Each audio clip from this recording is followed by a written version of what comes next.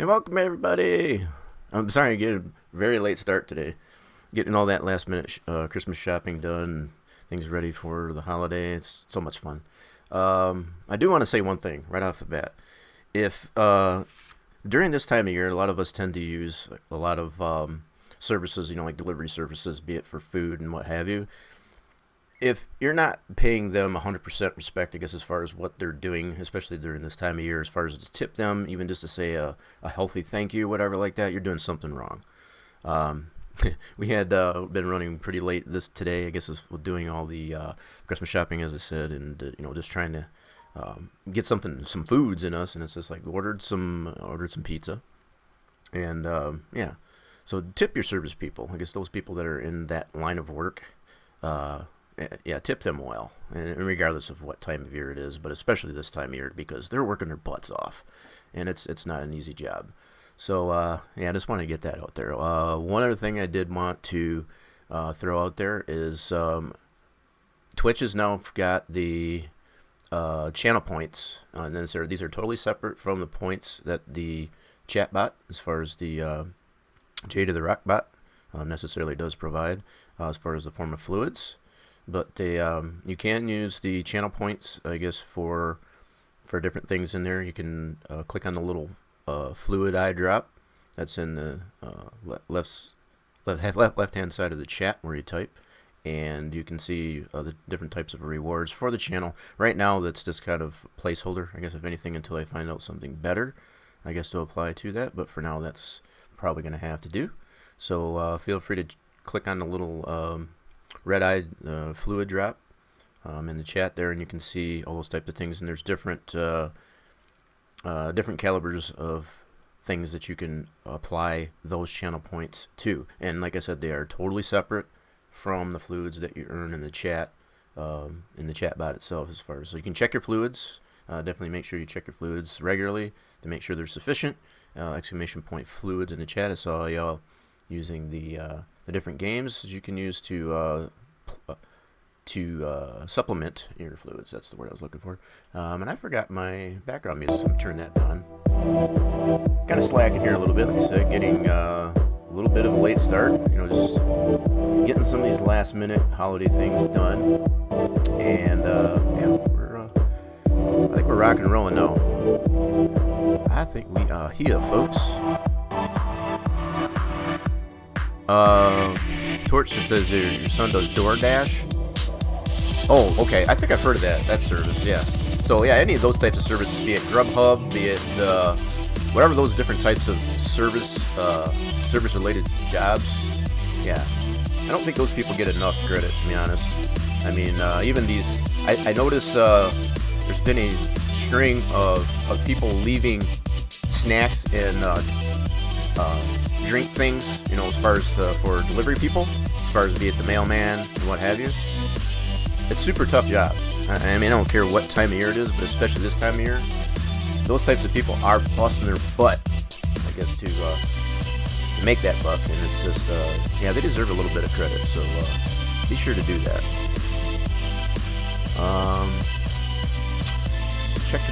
Checking everything out here.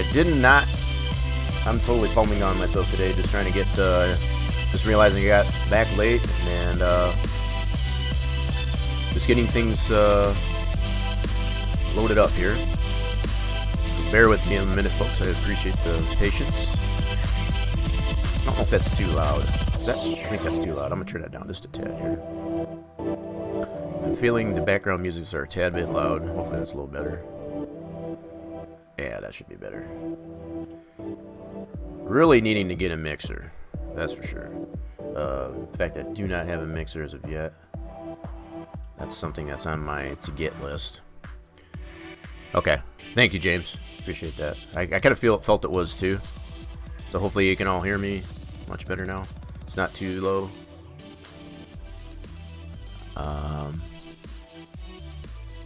Repeat my paintbrush and roller. Oh, Torch doing some painting, huh?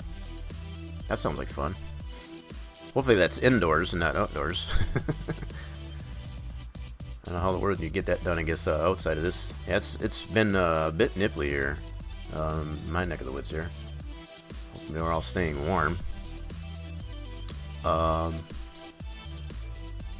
I've gotten that all the way as far as wanting to let the viewers know, I guess, about the channel points, and yeah, that's pretty interesting there. I don't know what else to necessarily apply to those. If you necessarily have any ideas as far as what you'd like to see for the channel points, I'm open for suggestions. One of the more custom ones I put in there was to use your points to be considered a VIP for the month, as opposed to necessarily subscribing to the channel. I want to give everybody a chance, I guess, to be, to have some type of, I don't want to say authority, but I guess to have a little bit more say, I guess, in what's happening in the chat, in the channel. So I think by having allowed a VIP, speaking of the VIP, that was something else that I realized. It's probably failure on my part, maybe a little bit of ignorance. I have adjusted a few of the OG people, that being Torch, Racer James, and a couple others, with the VIP role in the chat, so that you would now have the ability to be able to post links and other things like that without needing permissions. Coming to find out, there was 2 different layers of the link protection in particular. I know James has tried to post a link a couple different times, and yeah, I found that unnecessary. If you're definitely an OG, be at the better part, you've supported the channel, I guess, for quite some time, I don't feel it's necessarily need to be permitted. But there was 2 different layers of link protection, both via Twitch and the chatbot itself. And the Twitch was coming to find the Twitch link protection on there was trumping out the one in the chatbot. So I fixed that by applying the appropriate peoples in the chat, I guess, with the VIP. Hence, you'll see the pink. You'll see the pink VIP badge next to your name. And yeah, let's also let people know, I guess, if you want to get the VIP, save up your channel points. I see John Von Zami using the highlight. How we doing there, John Von? He's using the highlight feature, I guess, for his points, for his channel points. But yeah, feel free to use those channel points if y'all choose to do so. John Von, I hope you're doing well today, as well as everybody else. Hope your weekend is going without a hitch. I've been pretty lucky, I guess, this time. It's like everything's been going relatively smooth. It always gets chaotic around this time of year, because just making sure everything is done as far as all the Christmas shopping and just party invitations, blah blah blah. It just gets crazy this time of year, and it's only one time out of the year, so I don't usually mind doing it. It's just fun time. Let me find some inappropriate. Yeah, let's keep it PG. Yeah, not necessarily G, but at least keep it PG, I guess, with the links. If you want to share a link that's either related to what's going on in the stream, and or just in general, as far as feel free to do that. For those with the VIP badge, everybody else necessarily wouldn't need permission, unless you do use your channel points to get yourself the VIP role, which will necessarily just put it in as a request. It doesn't happen right away. I want to make that abundantly clear too. So it doesn't happen right away as far as when you use your channel points to redeem one of those things. Like the VIP badge, you do have to. It's basically a request, and then I would have to fulfill that. I would have to check the request queue and fulfill that. So that doesn't happen instantaneously like the other ones do. So just clarify that a little bit. So I think I got everything loaded up here, so I'm going to bring this over. I think we're good. Twitch is always updating API stuff. In fact, you say that, prior to me starting stream here, that's one thing I noticed. It's like the chatbot and all that stuff, as far as as far as all the Streamlabs stuff, it did all need to be updated prior to that, so that was fun. That took me a little bit of time, I guess, to get that all reconnected, but not totally a bad thing. I think that's necessarily a good thing. You know, Twitch is paying attention to some things that are out of date, need to be refreshed and whatever. So I don't argue about that at all. I'm glad that it's not necessarily being regurgitated over and over again, and with all these necessary problems that are attached to such things. So, oh, cool. Yeah, that would be kind of neat. I don't know how much that'll step on. I'll have to read into that a little bit more, John Von. That would be kind of neat. That was something I was wondering. I kind of like it, to be honest, right now, the way it is. I like it separate, so that it's not necessary. I don't have to worry about it touching, I guess, the fluid currency that's already in the chatbot. I kind of like it in a way you've got. It's just another currency, I guess, that's applied to not only the chat itself, but the channel overall, as far as the channel points. So right now, as it stands, I'm actually pretty happy that it's separate. You know, but if we as the streamers have it to our ability, I guess, to make it combined, that would be a nice thing too. So yeah, we'll have to keep up with that. I know Twitch is doing a lot of things with. Yeah, I know for some people it probably wouldn't be. I know for me, I don't know. I guess I'm just kind of particular. I don't like that kind of stuff. I got a lot of people and a lot of viewers, OG viewers, that have accumulated quite a bit of the chat point stuff. I don't want that stepped on. That's just my thing. I've seen so many horror stories, heard so many horror stories about points getting stepped on, and not necessarily by the streamer themselves, but just because of these new systems coming into play. I don't want to have to deal with that at all. I want everybody to be able to keep their points for whatever it is. I tend to want to like form a giveaway or something like that. I want those to be available. I won't have to fix anything as far as that goes, because things get broken. They definitely do get broken. So, okay. So let's go ahead. Yeah, I think I got this up here.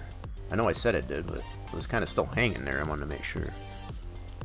Yeah, definitely do make sure you check your fluids on the regular. Yeah, see, just like Razor Jade, he's got quite a few there. I would hate to see, I guess, those get stepped on. As far as that goes, I don't want that to happen. Why is this not? Bear with me, folks. Okay, I think it's done. So I hate not wanting to necessarily continue. I was hoping I was done with these camper groups, right? Let me bring this over, actually. But what I was coming to find is that the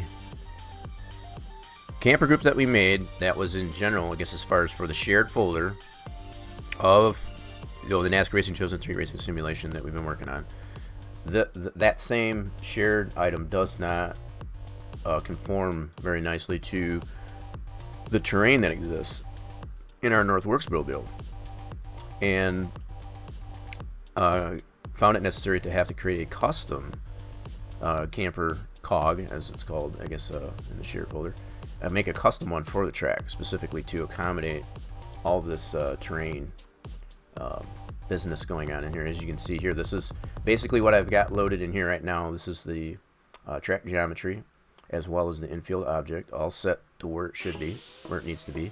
And this, what I've initially applied here, is the shared camper cog that I'll use by the shared folder of Enter 2003. What this will end up happening is, once I get this completed, this will be directly installed into the track. That's why I figure it would work the best with this one, only because the camper group, I guess, for the shared folder, they're all basically flat. It doesn't have any height differences or anything like that to accommodate an otherwise flat infield. In this case, we've got this one that's got a lot of terrain. This is something that James put together based on all the lighter information that we have for the track, and to accommodate, I guess, to take advantage, I guess, of all that detail in the infield, does warrant the fact that we need to create a custom. Now, I kind of decided to just go ahead and use this since I've already had it in the track, and this is what I use to make the shared portion of it, as far as the shared track folder. But you could, with all these donor models that we have here, you can use any configuration that you want. That's kind of what I just kind of went with this, because I just seemed to fit, I suppose. If I didn't necessarily want to put more camper groups in here, as far as smaller ones, to fill in some of these other areas, you could still do that. I just figured somewhere as a starting point, I've already been working on this one. Why not go ahead and just build on that? So,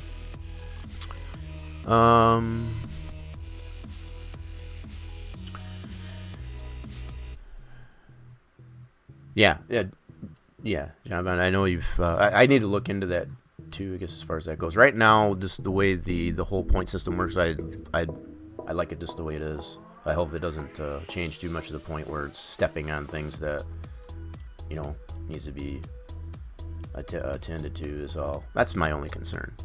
That's always been my concern, I guess, with just changing bots and or currency systems or whatever. There's plenty of people that have spent enough time, I guess, just wanting to earn their points, so that if and when I do put on some type of special event in the form of a giveaway or what have you, they'll have those available to them.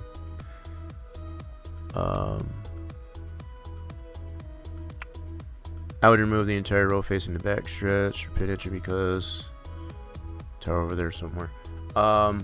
Yeah, that was probably the other thing I considered too. I know there's not, we don't have necessarily every object applied to the track, and actually I think, do I have the track open? No, I don't.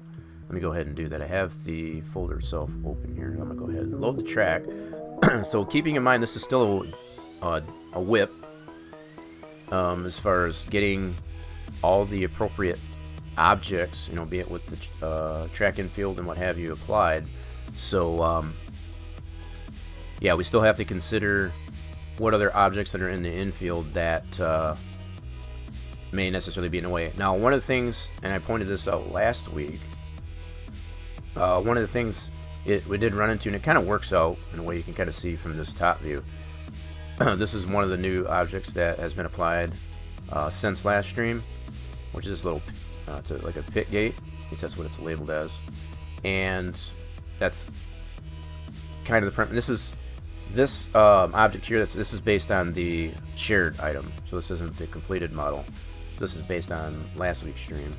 This is what we necessarily want to replace with a custom one. But yeah, there's this pit building right here. So what I did was basically lined up this camper group that we made that's based on the shared folder around that. Now we can, as I said, we can adjust this new model, this custom model, however we'd like. I just figured, we've got all the campers represented in this model, we can kind of adjust that. So what James is suggesting, there's a tower or something over along the back stretch here, you can probably remove these, say for example. So that's the types of things we can address at this point. So John Vine, what? Yeah, if there's something that doesn't necessarily make sense, yeah, feel free to ask me. That's so one of the things, and I know I keep mentioning it as if anybody does know how NASCAR Racing 2003 season is designed. By design, for example, this object that I've created uses what's called a shared folder, and in the shared folder you have several items that, by the name of the folder, are shared amongst all tracks that are present in there. So you can call models and or objects from this shared folder that way, which is how this camper group is called currently. It won't be once we're done. And you can also put those same camper group. This is the way of things, I guess, now with the modernization of Inter 2003 being as old as it is, and to modernize it, you can necessarily put those same items directly in your track folder. So this is the items that we have in our track folder, to include the PTF with the track geometry and what have you. So that's necessarily what we'll consider as far as camper groups. The trailer groups are still called from the shared folder. We do have some in here. I've collaborated with James offline. Depending on what type of textures that you have in your shared folder, based on these hauler groups, it's going to show up differently. See, for me, I've got these applied, so these are what will show. But that model is necessarily there. It's just depending on which textures, whatever you have applied in your shared folder. But all these are still applied. Everything that's in here so far, that's in the form of a trailer or a camper group or what have you, are all called from the shared folder as of right now, until we get this new model made. So, the lurker love thing. Do you have any completed tracks that are? Oh yeah, definitely, John. But we do have some tracks that not necessarily under the Spline Designs tag, but we do have under my current my previous project that I had with Safer Barrier Project. This is kind of a new direction we're taking with tracks, based on what we've come to find, I guess, with that project as far as with the Safer Barrier Project. These tracks are kind of using more robust items like LiDAR, be it point cloud data and what have you. So yeah, just taking track building and just object creation all to a whole new level, I guess, for this otherwise old sim, and other sims like it. So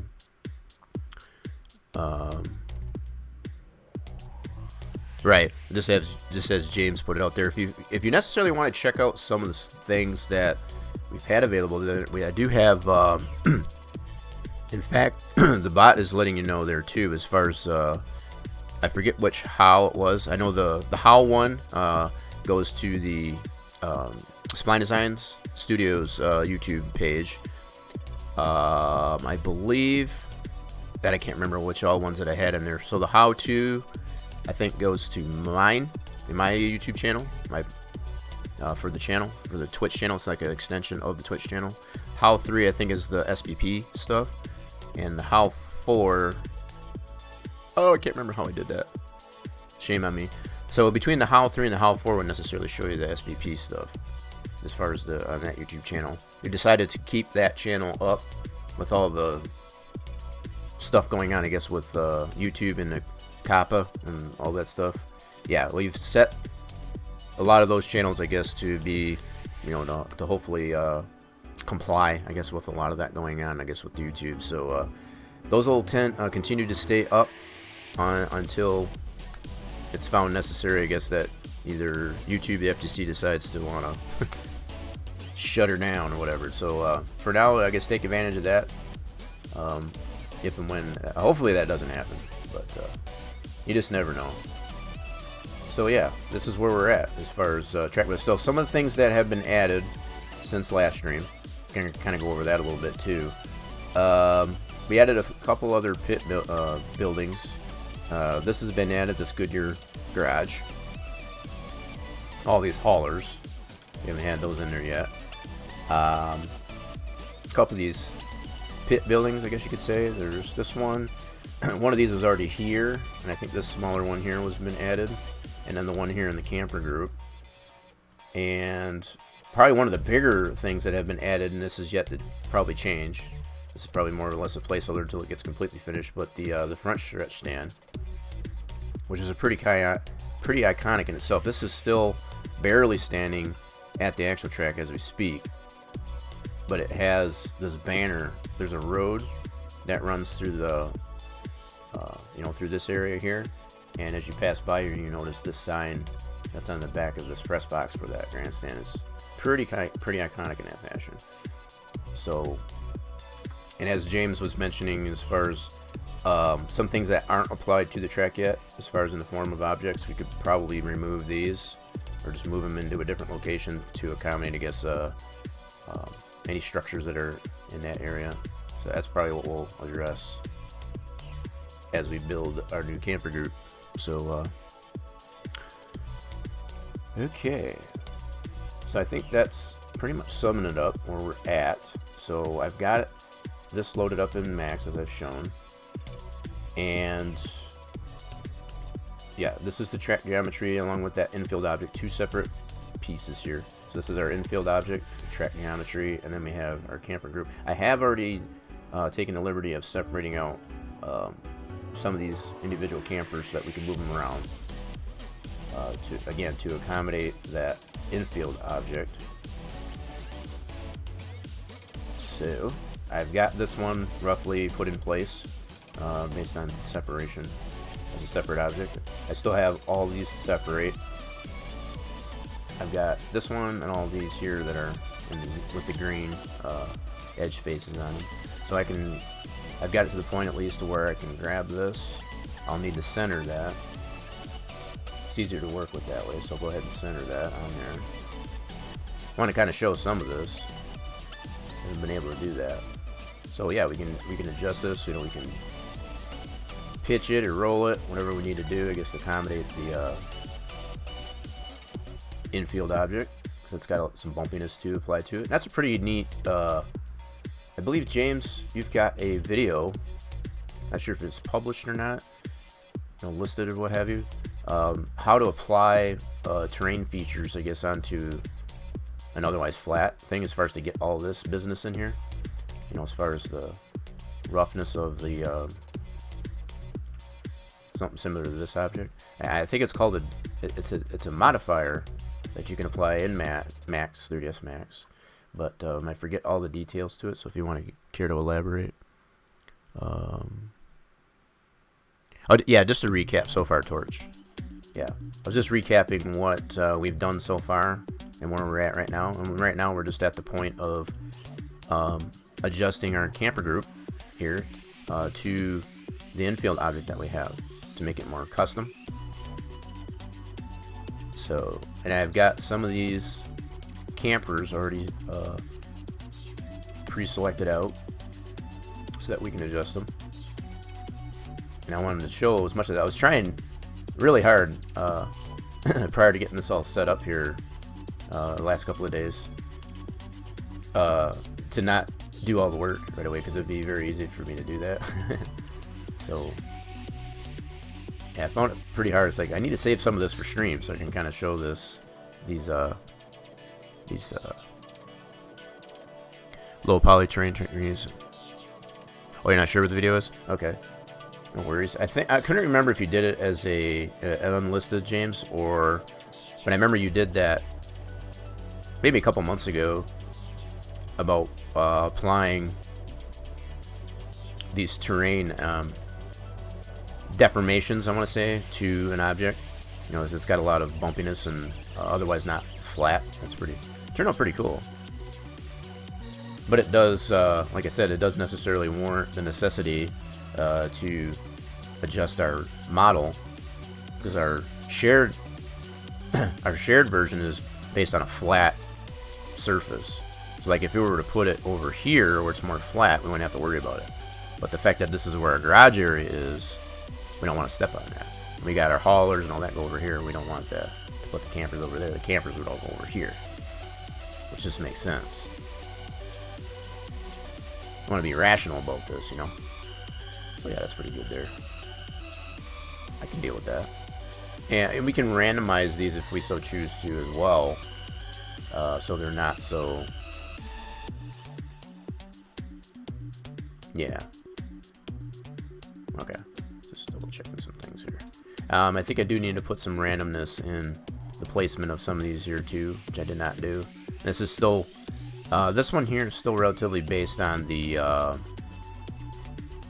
shared one. Yeah, the shared version. So, yeah.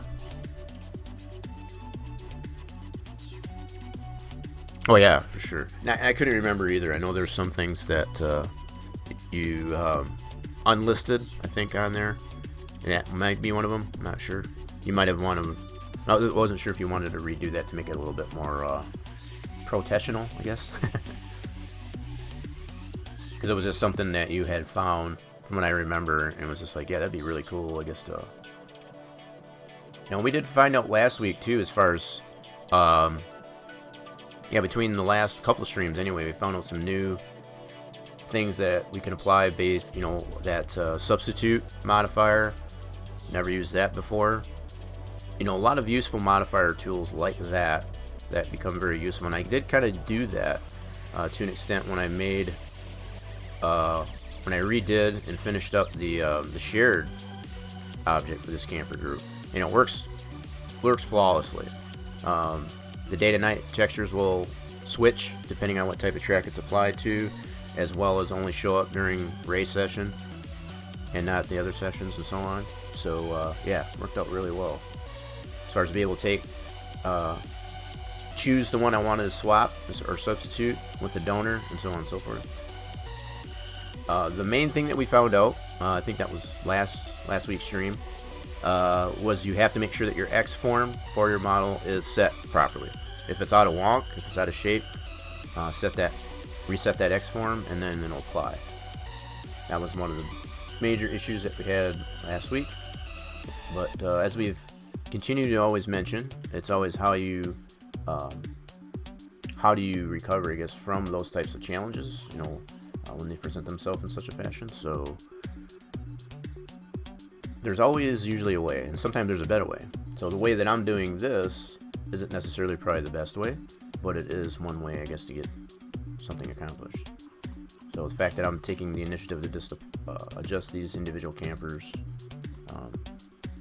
probably not the best way. I won't argue that.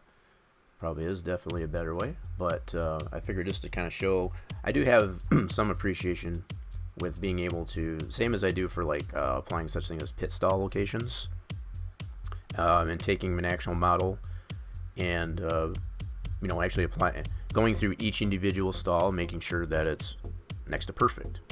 As far as there's nothing clipping, there's nothing, all the animations are going to flow as they should. That's what I like to do. Night track 2 way easier. Wait until day track. Yes. And I think I've shown that before in previous builds, I guess, with the Safer Barrier Project stuff. It does necessarily easier to start off with a day track first and then make a night track, as opposed to going the other way. Because primarily the main reason for that is when you try to make something day that's already made night, as far as the textures in particular, it's a little harder to do that. It's easier to apply shading and things like that to textures based on a day texture than it is the other way around. Not that it isn't impossible, it just makes it a little bit more difficult. And I had kind of gone over that before, based on the Safer Barrier Project track. So yeah.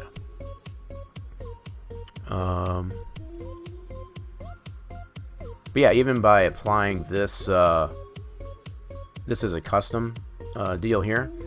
We do have the ability, and I do have the script up here to make this object. Once we get to that point, we do have the ability of being able to apply the day-night if we so choose. So even though this will be a custom object, we could necessarily apply it to so that it'll switch to either day or night depending on if the track is during the day or at night. So not that the day to night will switch dynamically, it's just that there'll have to be two separate renditions of the track to depict that. But this object will change on its own when it's switched over to a night track via Sandbox. So, and just kind of show that, actually the way this is still based on the shared item, this could potentially be the way we do our custom model. So like this is in day track, so in geometry mode we can set the track to night, say for example, and see how that switches. So that's already built into that object. We can do the same thing for our custom object, just the same way. See those change to night, so those automatically switch because it has a texture applied to it that is night. So if I go switch this back to day, do that simple with a check mark here, and that switches back. And everything else changed too. These are all shared items, so these do have the day to night switches to it. So you see that these haulers do switch out too. I'm gonna show that again really quick. So if I put it to night, you can see these switch out too. Two night textures, and these are custom trailer textures here. These are not based on the default Papyrus ones. So these got the light glare and all that good stuff on them. So the ability to be able to apply this track as a night track. Now you can keep in mind you would have to adjust manually all these buildings because those don't change dynamically in that fashion. Just these shared items so far. So all these buildings here would have to be adjusted manually as far as night shading. And that can be done pretty easily. If you've got that, and when you start off with the day track, as we said, it's a little bit easier to do that. You can apply the night shading to these types of buildings pretty easily, and then have the two separate versions of that. Okay, so let's switch this back. But that's just to kind of show that a little bit. And that's how I've tested the placement of this camper group as a shared item amongst like all the default papyrus tracks. Seem to line up pretty good. Now, if you get into other custom build tracks that use shared items like this, like the original camper cog, you might necessarily run into, as far as just an even up swap, you might have people that were standing on the original, as far as individual people models, as far as in groups, standing on the original camper cog, you might run into, with the way this one's designed, where they're floating, because it was using if they were standing on, say, the filler areas of the original camper cog, they wouldn't necessarily be floating. So it may find it necessarily that some of that stuff will appear. So keeping in mind, this camper group for the shared items was only designed for primarily in mind, I guess, with the original papyrus track. So if you've got a custom track that is using a shared item like this camper cog or any other camper models, and they have items that are on top of it, as far as standing on it or whatever, like people on top of the camper cog, they may necessarily be floating now. So just to keep that in mind. That was something that I witnessed with testing them out with different types of tracks, as far as how it would float. That's just going to be a product of that, in an effort to create a new and modernized camper cog based on the shared folder. This was the best layout that, like, if I, to customize them, I guess, for each track, you almost have to do the same thing that I'm doing right here for this track. That's and that's kind of why I'm kind of showing a lot of this. If you wanted to take that model, be it that the shared folder camper cog, and make your own custom camper cog for a track that you're building, that you can do that. And this is exactly how you do it, is what I'm doing right here now. So, alright, this needs to be centered. So let's center that. And then we can adjust it. Like so. And I'm not going to get real picky about it clipping, super bad. I'm just making sure that it's not so far in the ground, or it's not, too high up in the air, or what have you. I don't want it like this, or, too far down. I want to make it a reasonable amount of clip, I guess, into it, if anything. That's not too bad like that. New hauler models, 2019 Peterbilt, nice. Now, what I'm noticing, and this goes way back, I think, to like 2010, I want to say. Excuse me, I need a drink. There we go. So, one of the things I remember, I think James was working on, I think a NASCAR hauler, I think it was, and they use a Mac, and I can't remember which model. I can't remember which model of Mac. James could probably elaborate on that, but yeah, that's one of the things I did notice, that out of all the different haulers that are out there, NASCAR primarily sticks with Mac, and obviously the other teams use any range as far as Kenworth, Peterbilt. Some do use Mac, Volvos, what have you. I mean, yeah, there's a bunch of different ones in there, so that's pretty cool. Pretty cool. So a Peterbilt 389, okay. I'm aware of those. I do a little bit of ATS, as American Truck Sim, and I've seen the 389s. Pretty nice. Pretty nice. Most of the team haulers are Peterbilt now. See, I haven't paid attention to that. I do know way back in the day, as far as like early 2000s, whatever. Yeah, they were kind of all over the place, and that just, there's no preference. I mean, it is preference by what you can afford, I guess, as far as a team. But there is no mandatoriness, I guess, as far as what type of hauler you have to have if you're a NASCAR driver. So YouTube Music, the new music streaming app made by YouTube, where you can watch official You know, music videos and listen to official audio from your favorite artists. I already got ads. It's an app built for listening. Yeah, we're going to go ahead and skip that. Thank you. But, yeah, what was I going to say? One of the semis, you know, tractors, you know, as far as tractor trailers go, that I find pretty weird looking, I'll just put it that way, are the International Lone Stars. They just look like a door wedge to me. They're just funny looking in comparison, I guess, to a lot of other semi-tractor trailers that are out there. Yeah, that we're already pretty much aware of. Torch, I think James, like I said, James had been working on a new NASCAR hauler that did necessarily do that. Come to that conclusion anyway. Alright, so I need to separate some more of these out, I'm coming to find here.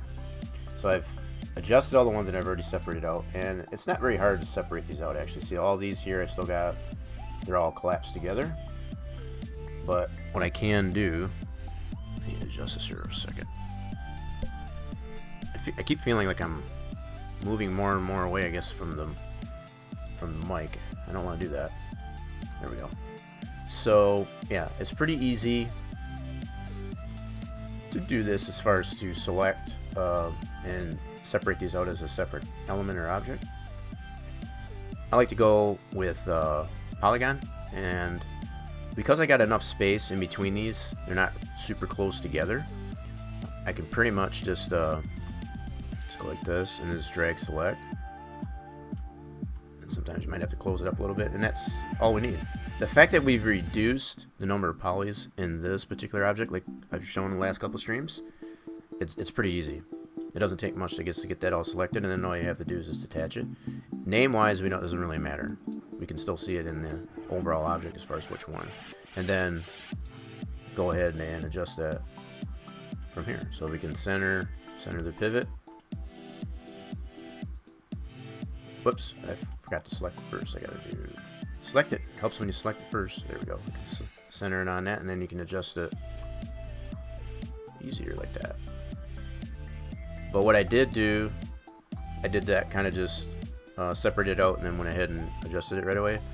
What I did do, I guess, to do these here that I've already done, it's probably better, and this is just personal preference, go ahead and separate all those out first, and then you can go back and adjust them. And that's probably what I'll do. However you want to do it, that's fine. There's no right or wrong way to do it. But what I do find it easier to do is to do by poly. That way you can see what's selected, as opposed to vertex, because that does make it a little bit harder to see. It's harder to determine that that's the whole model is selected.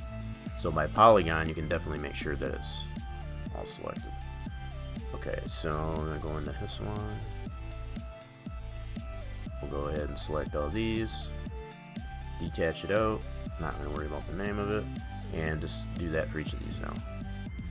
So now we got these both selected, or separated, and we can just separate all these out.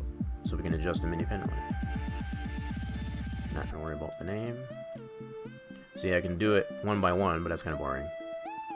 It's much quicker to do it this way. Oops. There we go. So we're just going through each one of these like so, and just attaching them. Very quick and easy. You can feel free to go ahead and name them if you like. They're eventually all going to get collapsed anyway once we adjust them, so I'm not going to be too concerned with that. And then we'll rename the recollapsed model what we want, and that's going to be more valid, I guess, than applying a name to prior to that. So all these now, like James has suggested, we'll probably end up just removing all these just to accommodate whatever objects are in this area, and just focus on Braxton was diagnosed with choroid plexus carcinoma. What is with the ads today? St. Jude is helping. I mean, I appreciate St. Jude, but my goodness. Okay, there we go. Alright, that one's that. Just checking things here. Cool. Now we're into the show tunes already. Do you know what the appropriate amount of polys should be used in a model like the Holler? Well, it would fall into place just like I've shown, Torch. What I would suggest, if you want to do a low poly version of a hauler, you know, like in the form of these campers that I've done, it depends on how much detail you want in it, I suppose. Like some of the camper groups that I've shown, what I necessarily had was 3D wheels, but the rest of it was otherwise low poly. You can go that approach, or if you want to follow the same design as the original truck haulers, you know, just very boxy, go by, you can separate, like say for example this hauler, this NASCAR hauler, if this is the amount of detail you want to put into it, I would use that as a guide. That would be my approach to it, because if this one's working in the game, chances are, you know, if you stay within the constraint, I guess, of how many polys are in this one, that's probably going to be a good baseline. Well, you know, hopefully that helps. The freaking wheels is like kills the 3D stuff. Yeah, so like from the way this is, it probably would, for sure. Like if you were to put 3D wheels on this one, it'd probably kill it. As far as having too many polys, it probably would. You know, because as we found even with our camper group model, we had to spank that out to make this, you know, as it is now. So, yeah. Depending on if you're doing them individually or in the form of a group, it's going to make a difference too. So, like, again, just as we've shown, I guess, with trying to apply these camper, the individual campers with wheels on them, the 3D wheels on them, in a group, that obviously didn't work. The game was like, so I had to do it this way. So, now, that was the other thing I was going to mention too, James. You can take the approach as to where, depending on where you want to call it from, if you're directly installing it to the track, you could necessarily have it in pieces. So, like, not that there isn't still a limit there. Each piece would have to be within a certain limit, which is right around 3,000 polys. I would still say that. That's still a pretty fair number. So even if you had your overall model was, say, well over 3,000, if you piece it out and say two or three pieces, as long as each one of those independently are below that 3,000, you should be fine. You would just have to directly install it to the track, as opposed to call it from the shared folder, for example. That'd be the only difference.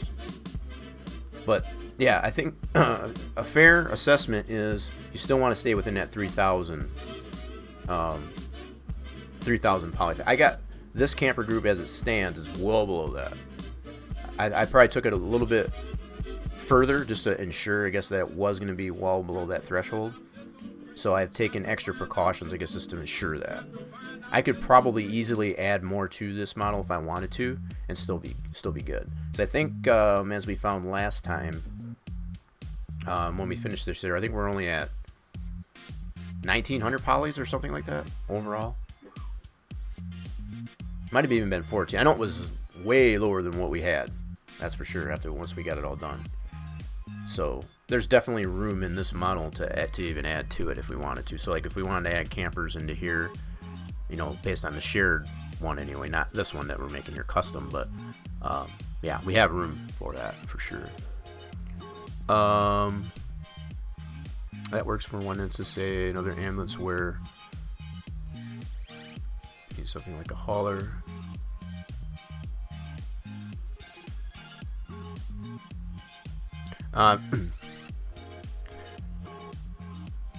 Pieces 43 times. Yeah.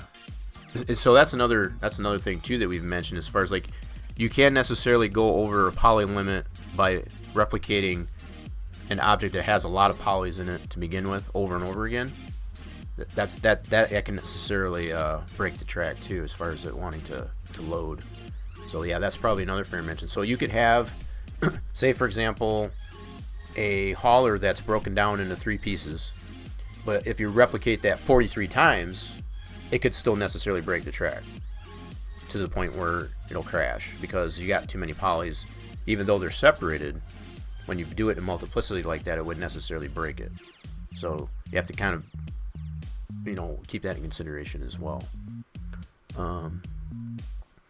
Let's see, I noticed the stands in the front stretch are empty. Tickets too? Probably. Yeah, this is something, and James and I have kind of collaborated off stream, and this is yet to change. This is still a whip. So this isn't. It's more or less just to fill in some of this void here a little bit, because it's been kind of blank here. What I have been able to determine though is there's ample space. So as far as the cameras that we've made so far, for example, for this, that works out nice because the camera ends up like right here, thereabouts. So it's actually still in front of the stands. And I don't think this will change that much to where it'll still step on that, but there's a camera view. I think it's in the TV2 that necessarily comes off here, and it looks pretty freaking sweet. So, yeah.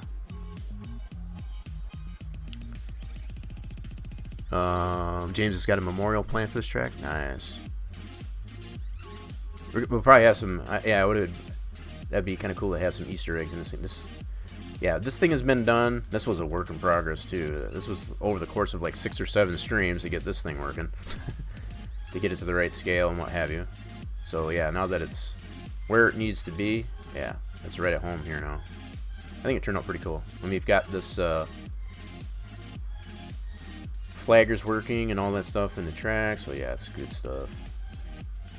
This light here might necessarily be just a placeholder. I don't think this was just in here just to try to test things out. Not sure yet if we'll consider. I'll have to get with James on that. I guess as far as to consider, I guess some custom track condition lights. This is just a shared folder item that's present in a lot of default tracks and what have you. But I have noticed that the track condition lights are not quite like that. Let's just put it that way. So they are a little bit different than that. So,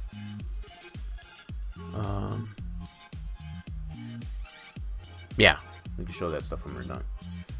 So yeah, hopefully I answered that question, I guess, pretty good there, Torch, and appreciate your question on that. So for anybody that does necessarily want to consider, I mean, we all want to have as much detail in a track as possible, but sometimes the limitation that still exists in the game that kind of limits that still. But there's still workarounds for that, just as we've done with this camper group, say for example.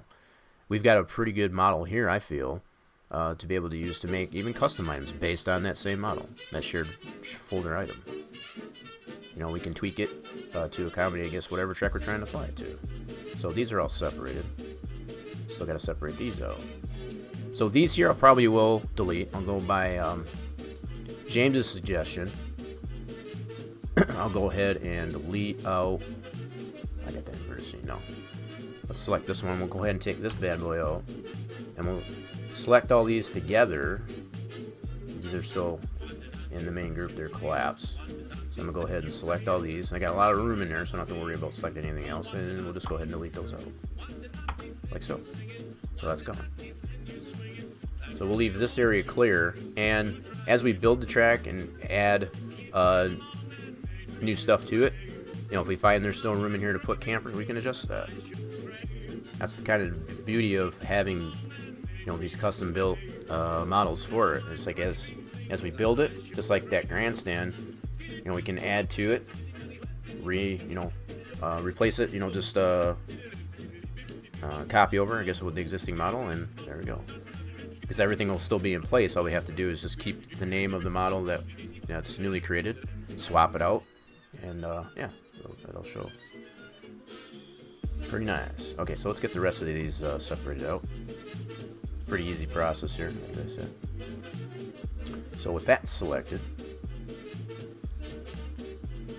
I could even go. You know what? Let me try something here. I could probably even go like this too, like if I wanted to select these two. The only thing is if I do it this way, this is kind of why I wanted to show this. So if I do it this way, this will be included as in one object, right? So even though I do it as a detach, I'll just kind of show this. This will now be one object. See, they're both highlighted. So if you don't want it that way, you want them, in this case, want them to be completely separate of each other, you only want to select one at a time. Okay? So we'll go ahead and do that. So I can, from this point, even with it separated like that, I can still just select, whoops. Still got one poly there selected on that. God darn it. Okay, so if the drag select doesn't work, and I've shown this before too, there's several different selection tools in here. The other one I like to use, my favorite, is the paint. Use the paint can. And when you use the paint can, you can just kind of brush it over like this. So that's one of my favorite selection tools, as opposed to drag and select.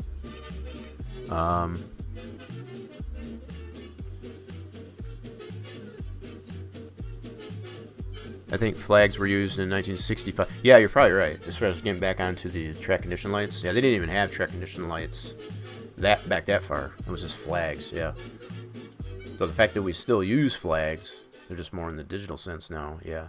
See, I didn't get. See, that's the only bad thing about using the paint tool. Sometimes you miss polys as opposed to drag select. So you do necessarily have to make sure you go around your model a little more thoroughly to make sure that you get it all. It's about the only downside with the paint, but that's another one of my favorite paint selection tools. Like that. And then I can go ahead and attach that.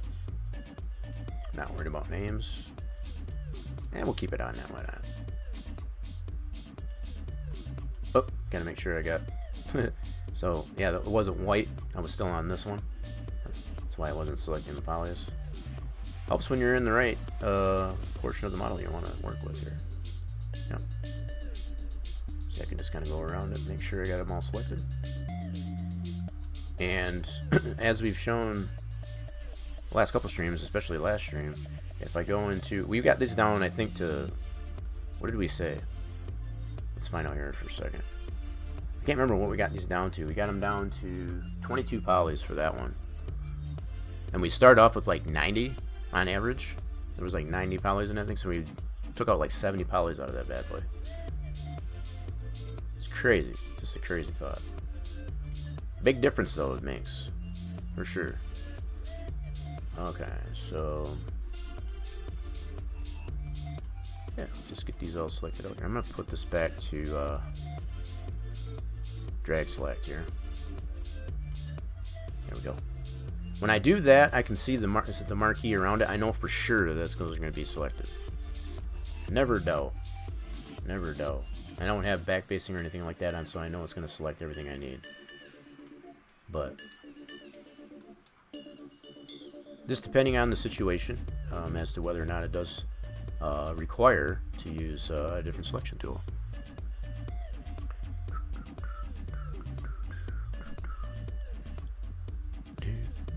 Everything's going smooth so far. Cool. No hiccups in the stream. Pretty good. I'm happy. I like it when things go smooth. Gives me less things to worry about, and I can focus on what I'm trying to do here. So yeah, this is just that simple. Just selecting all that, detaching it, not worrying about the name of it. As I said, we're going to be collapsing together once we get these adjusted. And then once we get this done, we'll be able to get into the scripting for it, as far as what aspects we want to it, such as the day to night switch, population switch, race weekend switch, so on. We'll go over that. We've got videos out there. At least I have it on my personal YouTube channel. It's an extension of Twitch, as far as I believe that one is on. I gotta check this now. This is bugging me. I do have it. I believe it's the how to. Here, let me do exclamation point how to. I'm pretty sure that's the one. Okay, that one's just the sandbox clips. Okay, that's a really good one too. Actually, now that I think of it. Let's see, how 3. I'm gonna check all these out here. We need okay, that's specifically for Inner 2003 clips. And those are all on my YouTube extension of Twitch, I guess you could say. As far as the J-Rock Nation YouTube channel. That playlist should take you to that channel. I guess I'd check those out. I do have in there as far as how to, just the flow of your, just the flow of a PSG script, which I'm going to kind of go over here not too long. But that's going to be like, if anything, it's going to be a refresher course on how to do that. Because we're going to need to do that for this model once we get it done. So that's it. Let's go ahead and attach.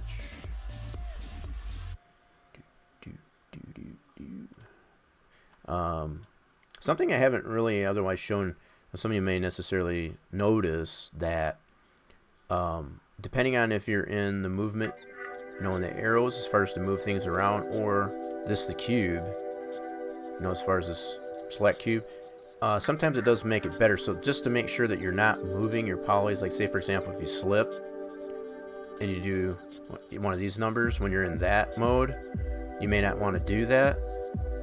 That's part of the reason why I always make sure I'm in this one, so I'm not tempted to have to move that. That's kind of why I always make sure I'm in the cube as opposed to this, because otherwise once you drag it you might slip and move it. I mean, granted you can still undo it, but then just to save you any headache, I mean, this is a pretty simple model, but I always make sure I'm in this here, that way I don't worry about it as I'm drag selecting that I move it, what it is I'm trying to select. So that's part of the reason why I do that. So I'm just making sure I'm in that before I drag select. I've done that so many times and have moved things without even knowing it. And after the fact, I'd be like, what the heck happened there? And then it's just a matter of fixing up that mistake. Just like to save myself time. I don't like to add more time to creating things than I need to. It needs to be. Alright, so I think this is the last one here. And now we should have them all detached. Now we should be able to adjust those independently. Now what we'll have to do is go through these independently, and we'll have to center the pivot on those.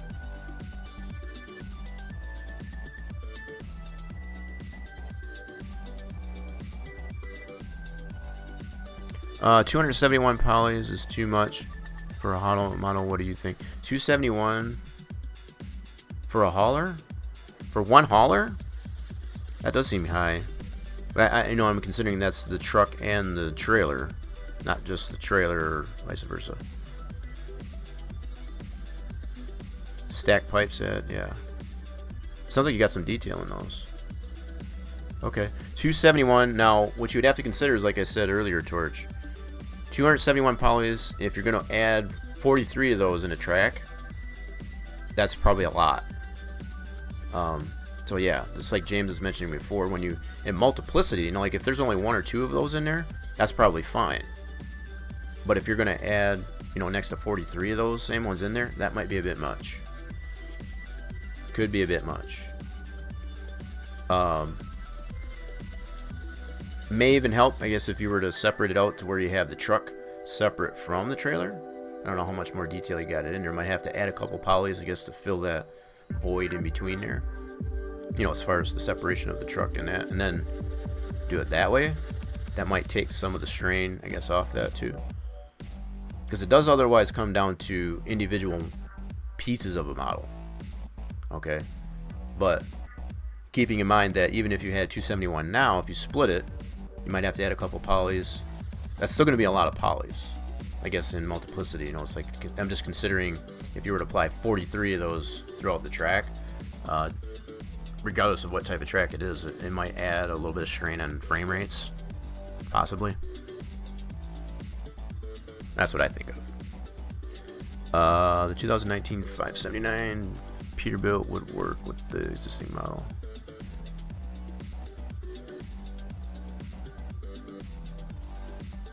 Right, not Peter. So you've got a 2019 579 Peterbilt. That's what you've got for your truck. Is that what you're saying?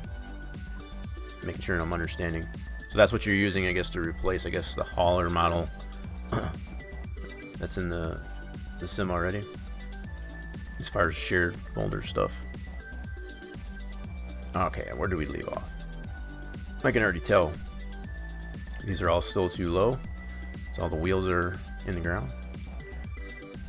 So that's what we need. So we're gonna go. Let's make sure got that on there. We're gonna center all these first, just to make it easier on ourselves. So we can keep it on this mode, and we can go from model to model, and just center these up.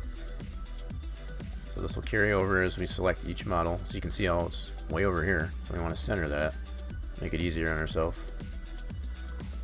This is pretty quick too. Centering all these like so. Very quick, very efficient. Takes about seconds.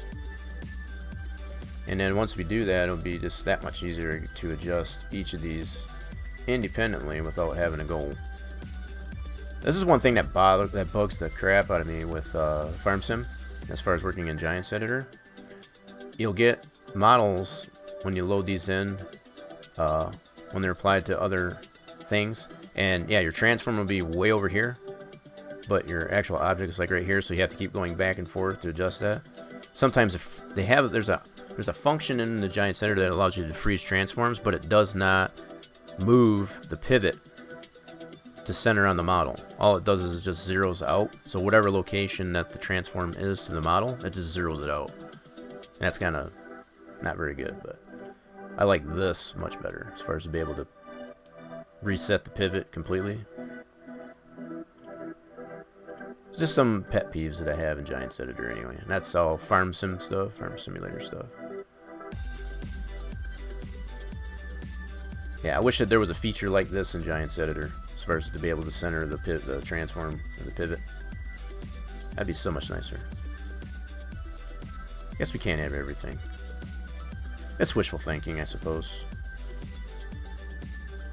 Okay, so all these are centered. Now I can turn that off and go back to here. We're not editing the actual models, we're leaving them just as they are, so we don't, they're already in editable poly, but we're not necessarily needing to edit the models. All we need to do is just adjust the orientation of them as far as height, just like that. So that's all we're gonna do. So I'm not gonna get super duper picky, I guess, on how much these are I just don't want them necessarily clipping too much into the ground. And now that I say that,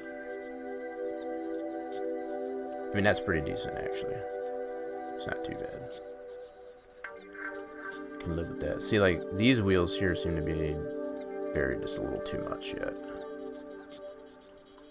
I don't know about you guys, but so yeah, this one's got, I can probably rotate this a little bit. Whoops. Hello. Clicking on all kinds of stuff I don't want. Yeah, so I can kind of rotate this a little bit this way. I could even do angle snaps if I wanted to as well. I'm just kind of free rotating it as opposed to shot slots. Yeah, there you go. There you go. Use them up, folks. Make sure your fluids are supplemental, or sufficient, I should say. Fluids here are they are considered supplemental for sure.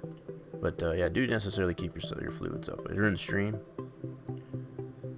that looks pretty good there. So the fact that the way the terrain deformations are in this infield model, in certain positions, certain locations, does kind of require, I guess, to change the rotation of the different pieces there a bit. And as I said, I can probably randomize. Now I think of it, I might have to redo the shared one too, because yeah, see, I got all these in a row. That doesn't create that much randomization there. So I can probably swap, as I got these individualized, I can randomize these a little bit better as well. Now, the way I've got this one here, like I said, that pit building is right here. So I don't want to put anything in that spot. So that pit building that's in the track, Go back to that. So we have a pit building that's right there. So we don't want to move our campers, to clip into that. So we're going to leave that space open. That was already that way by design. It was already that way. It just happened to work out that way. The only thing we've had to remove so far is the ones on this edge. So everything else is still pretty much original to the shared folder, the shared version. What I probably will do, as I said, was I'll probably randomize these a little better, so they don't have the same type of campers in a row. The fact that we do have 5 different campers for us to choose from to create some randomization to it, that's actually that's a plus. Let's see here. So this one looks like I can probably see here. Yeah, if I rotate that way. Looks like it was kind of nose diving in the ground a little bit. It's kind of hard to see. Here, let me do this. I'm going to change the color of this infield object. Let's go to our material editor. Get some variation there because I can't see the white lines on the bottom edge of the camper. So let's go into here. I'm just going to apply a color. Let's do something contrasting. So that'll work. And we're going to apply that to... Granted, this infield object is just a placeholder, so it does not matter what color it is in here. See it now from here. I can see when I got this selected. Now I can see where the white lines, the mesh of the model, is actually clipping into the. It's got a little bit more contrast now. That white on white just wasn't working. There we go. That's better. Okay, let's check this one here too. Yeah. See how I can see how the white line. So this one can probably be rotated just a little bit too. Just like so. And I'm just free rotating this. Like I said, I'm not using angle snaps. I could use angle snaps, but the angle snaps doesn't necessarily go in increments of 5 degrees, which is nice when you're wanting to get to a rounded number. When for that purpose. But for what we're doing here, it's not as much necessary. Now, if we wanted to go completely 180 or 90 degrees, I would use an angle snap to make sure I'm getting it that way. For sure. Oh, that kind of wonked it. See, I grabbed it in the center here, and that's why it did that. I'll make sure I get this way. See, I can see the white lines on the bottom edge of the model now, clipping into the infield object. That makes it a little bit easier by adding that contrasted color.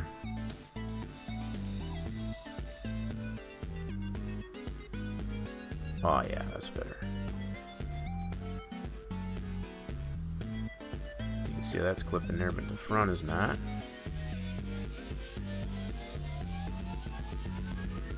Just getting super picky about it is all. I mean, that's probably not really that bad at all. I just hate... One of my personal pet peeves is just things that float. Just drives me nuts. Because I know it can be fixed, that's the thing. In most cases, it can be fixed. Just by reorienting it a little bit. See, just like that. Ta-da. See, like, let's double check these while we're at it. Kind of backtrack here a little bit. This one's probably not too bad. You can definitely see how much precision we can get into this as far as making a custom camper group model. See, like, this is kind of nose diving on here. So you can kind of adjust that a little bit. And I can do it just this way, or I can even go down to the bottom here and adjust the rotation this way too. I can just click it, as far as the front and back, it would be on the X here in this case. And I can just watch how it teeters on that. So, plenty of different ways you could do it. There's no wrong way. That's actually pretty good.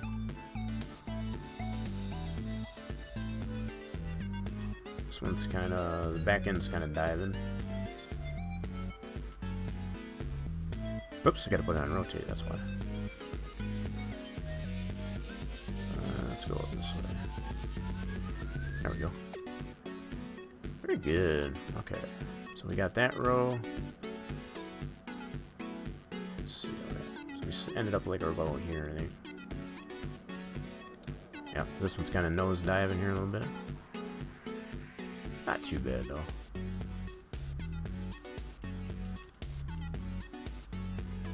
Clicking it. There we go. It's like barely moving. Oh, because that one's that. Oh, I gotcha. So that's rotating sideways. So the fact that these are this orientation, so yeah, it's rolling it that way.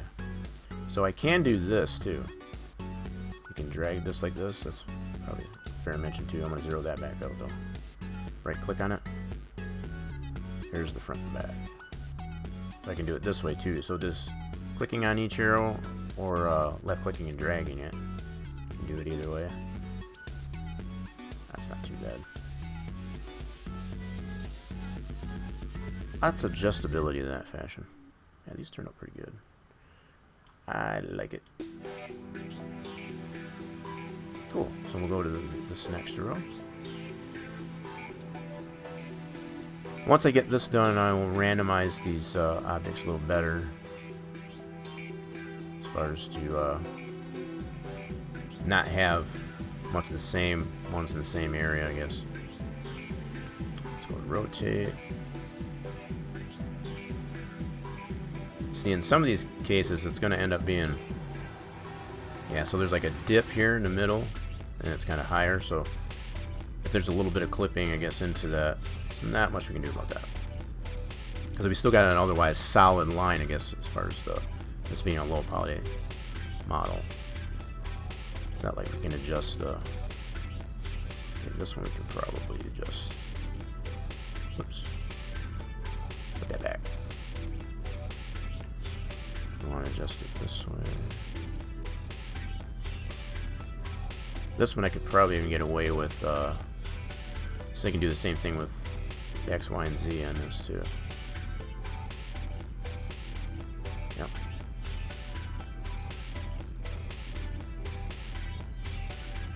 Yeah, it's not too bad.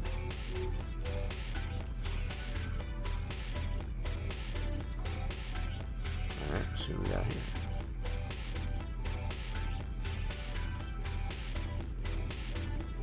Same here, we can put that in rotate.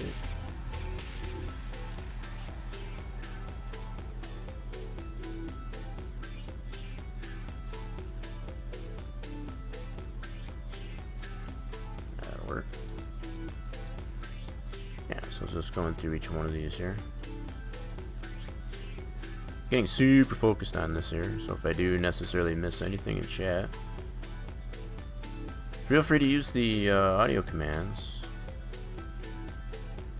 Grab my attention, or you can use the highlight feature in your channel points. I'll necessarily see those as well. I've left the that option in the channel points, I guess, a little low, so that's not too much of a strain, I guess, in the channel points. So I know not everybody's got a lot of channel points right now, since it's just been implemented within the last week. By Twitchster, so everybody's affiliates and partners do have that ability. They have that channel points, I guess, on their attached to their channel chat, the chat in their channel, which I think is kind of nice, actually. Right now, I do, like it said, like I have mentioned, I do like the fact that it's separate. You just hit 1200. On the channel points? Holy crap. Nice. That's nice. And, you know, as I said, if there's anything that you as the viewers would like to see,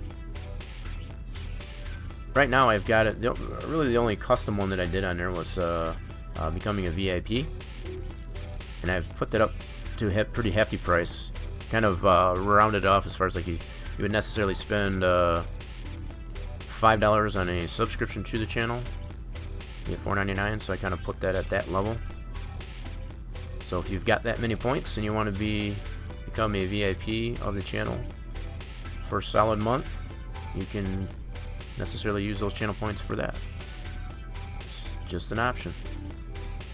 But that's about the only custom one I really put on there. The rest of them that are on there, I did put a lurker love on it, which is I do understand that there are people only have the ability to lurk in the channel and not necessarily interact. So it just gives them something to show support for the channel, but not cost them a lot. So that's one of the lower end options for the channel points anyway.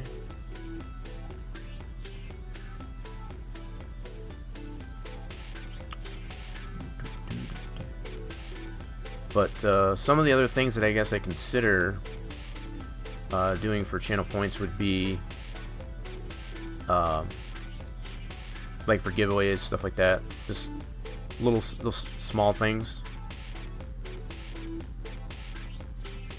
Oh, I was gonna say, what the heck? I mean, there was something wrong with that model, that one there. I saw it cut off like that. Like, what? That was kind of hanging low there quite a bit. Yeah, that looks good. So I got like one more row to do after this one.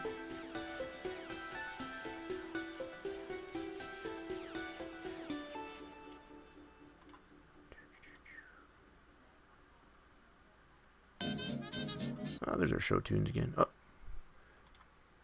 It always seems to pause on that one. I'm not really sure why, though.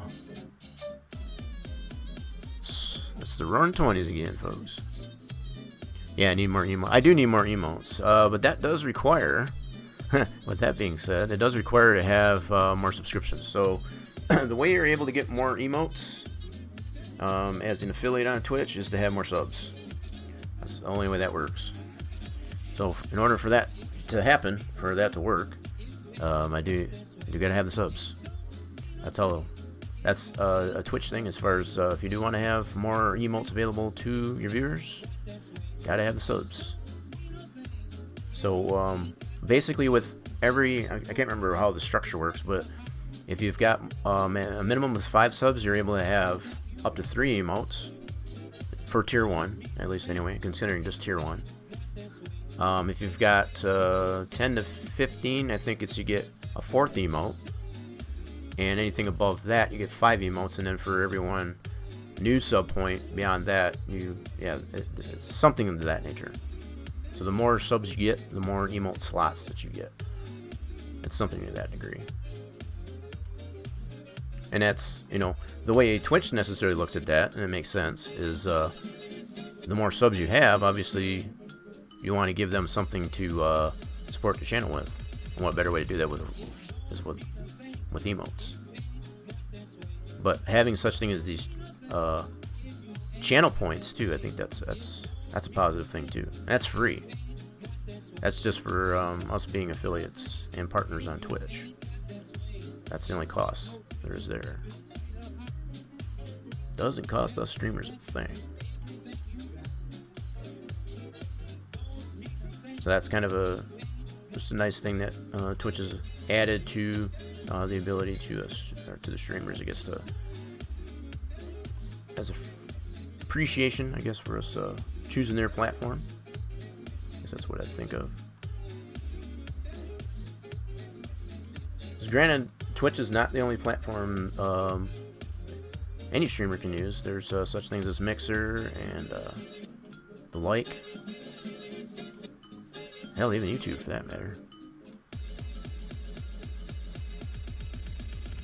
Twitch does appreciate those that do use their platform, I guess, for streaming, whatever it is they want to stream.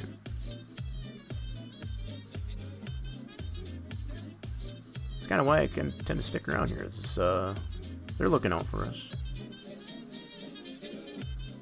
Let's see.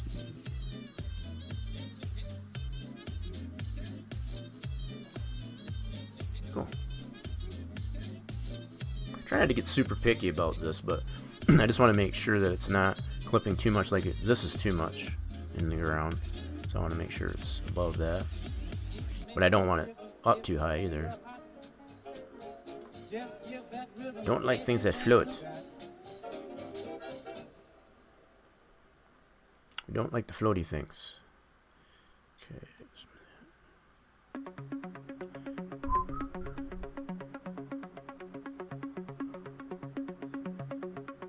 Yeah, so feel free to, for any of those that are in the chat, or even lurking in the chat, feel free to tell your friends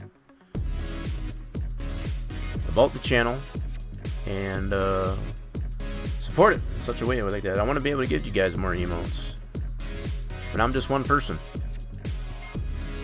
I need your help in being able to get more emotes. What'd you get, James? Slots. You got nothing on the slots. No shot. So you got no shot, no slots. Oh, you didn't do the risks though. But you got nothing on those. You didn't do the risks though. You gotta do them all. It's all or nothing. Go big or go home, right? Yeah, you probably figure. I kind of get you in a way. It's like if you lost on the first two, what's to say you're gonna win on on any of them? Yeah. There you go. There you go. So you got something at least. See? So the bot was kind of nice too on that one.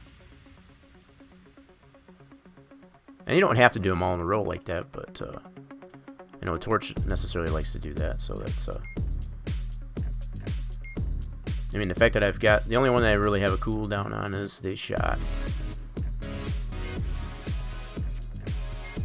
That one is probably the most potent out of all the commands, actually. That's why I've got it set that way. And by the most potent, you have the most to gain.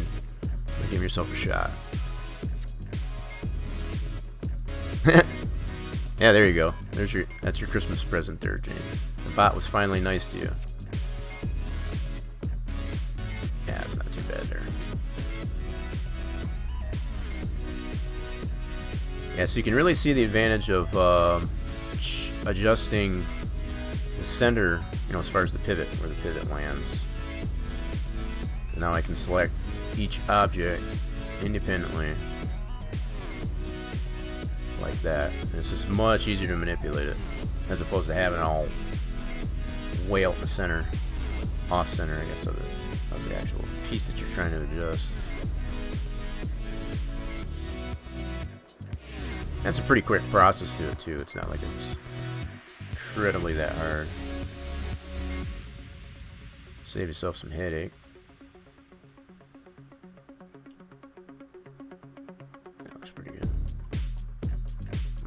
Okay. So once like I said, once I get these done into position, I'm going to adjust the variety of them as far as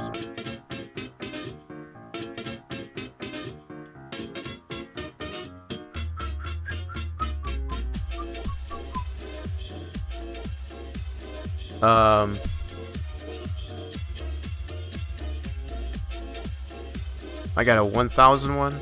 Well, it says I'm a master manipulator. Are you a hacker? Does that mean you're a hacker? It was up in Mike the other night. That was really quite a sight. Gather around, folks, I give you all the lowdown. The best too.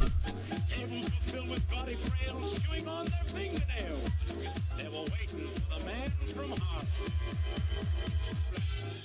Yeah, so I'm finding I'm needing to rotate most of these here, and I think it's because of the terrain. That's pretty cool though. It's kind of neat. It's got the terrain deformation in this infield object.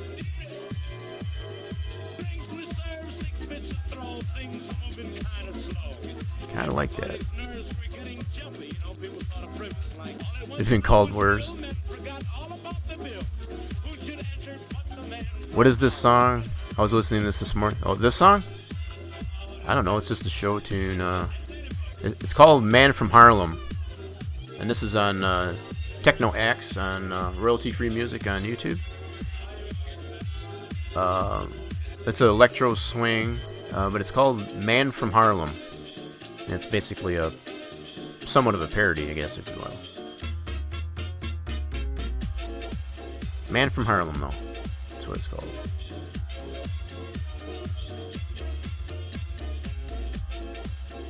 Yeah, feel free. If you ever care to look, if you just want some bouncy tunes, I guess, for your videos, or just want some background music playing, Techno Axe, TEKNOAXE on YouTube. He's got lots and lots of different playlists, depending on what type of stuff you're into, what you like. But I've been using plenty of those playlists, I guess, throughout the streams with background music, and I haven't had one VOD muted yet.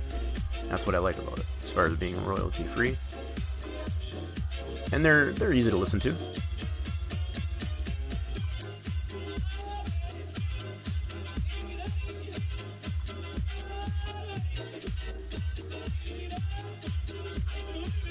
That's gonna be funny though. You said you were whistling this. I didn't think it was that much popular unless it's just in your head, I guess, because you hear it quite a bit on the stream. It does play on the regular on the streams here when we do these. Oh, Cuphead music? Yeah. Yeah, that's true. That's true.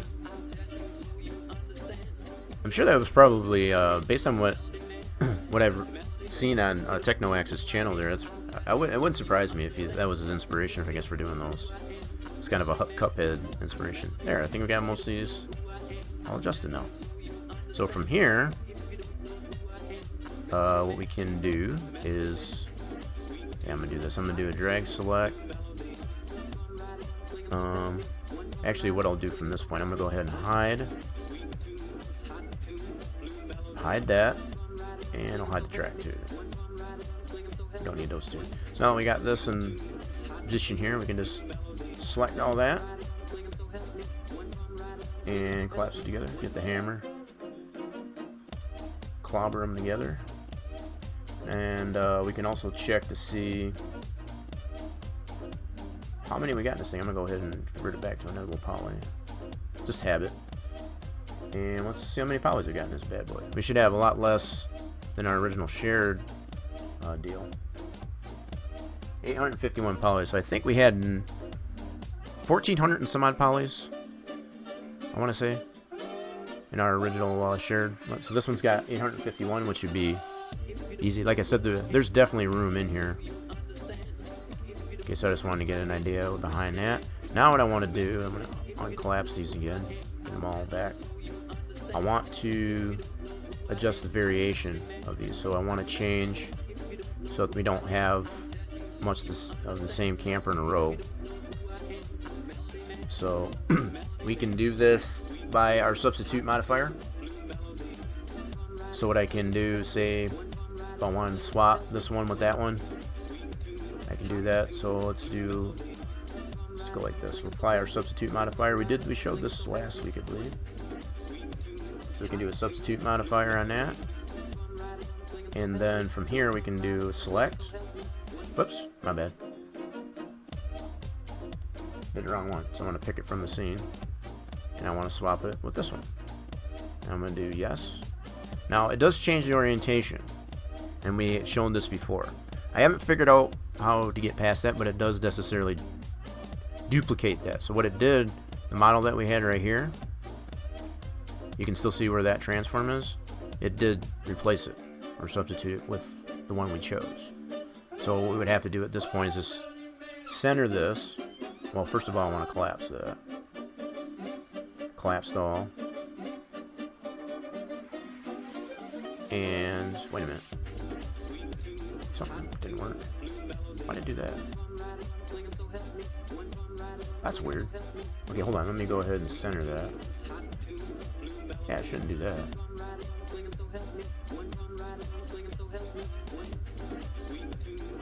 Okay, so we'll go ahead and do that. I don't know why I did that though, that's weird. Whoa, wait, this did something I wasn't expecting. Here, let me go back. Something didn't work there. Hold on. Something goofed up there. Let's go back. Here we go. Now we got back to where we were. Let me try it this way. Huh.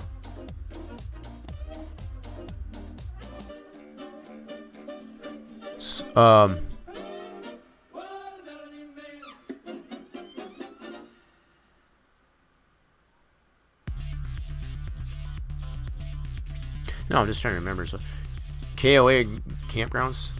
I'm missing the subject matter there towards the right side. Roll out one of the checkboxes of the substitute modifier. Oh, what was that, James? So yeah.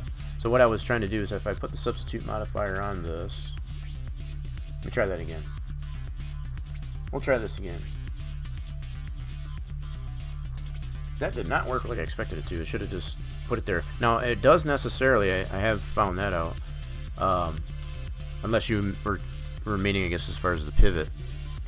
So if I got the substitute modifier on it, right side Rollo. Yeah, so I got the substitute modifier to it. Yeah, so I want to pick a scene object. Let me see if I can try this again. I want to substitute this one.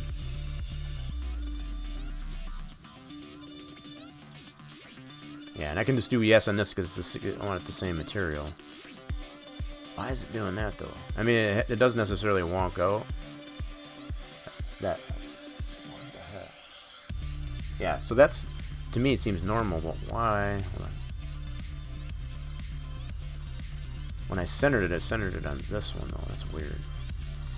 Try that again. So if I go this, center, centering on this. Why is it centering there? Huh. Yeah, this is new. But it's adjusting that. That's weird. Yeah, something went wonky there. I'm not sure why it's doing that. Huh. Alright, what did I do wrong? I mean, one thing I have come used to the fact is that it does recenter or readjust, I guess, the pivot to what you're substituting, but it does necessarily go the other way around. So if I put the substitute modifier on this one, I'm trying to figure out why it's doing that. I had it working, now it's making a liar out of me. So if I substitute modifier on this one, I'll pick from the scene. This one, do yes. That's weird. That's, yeah. So it is substituting it with this. But why is it when I, well, even if I collapse it, it deletes it for some reason. Yeah, that's not normal. Why is it doing that though? Might have to readjust the X form maybe. Let's see here. Let's get it back. It may necessarily be the X form's out of whack. It shouldn't be. So I can see the bounding boxes where it needs to be, but let's go ahead and check that out. Reset the X form. Reset. Yeah, that should be fine. But just for the heck of it, collapse that one. Let's try it again, and we'll make sure this one that we want to substitute with is the same way. That's the only thing I can think of anyway as far as why it's doing that. Okay. I think that might have adjusted a little bit. Okay, I'm going to collapse that. Shouldn't have. I haven't had to do that before, so I'm not really sure why. But if it is necessarily deleting it after you collapse it, collapse the modifier to it, chances are it's probably the X form's out of whack. That we've kind of shown that before too. So let's put another substitute modifier on the. Try it this way now. So that, and I'm gonna pick from the scene. This one. I want to do yes. That seemed to work. Weird. So that X form must have been out of whack. Now let's see if I yep. Kind of went the way I didn't want it to go, but it did work. Now let's see if I collapse it. Yep, see, that works fine. So that was just the X form. I had to reset the X form. That's fine. I can go... Yeah, I kind of did it the way I didn't want to do it, but that's okay. We'll just leave that like that. I still want to switch this one, though. So I want to switch this one with... let's say this one here. So I'll put a substitute modifier on this one. And it's bolded because I already have used that as a substitute...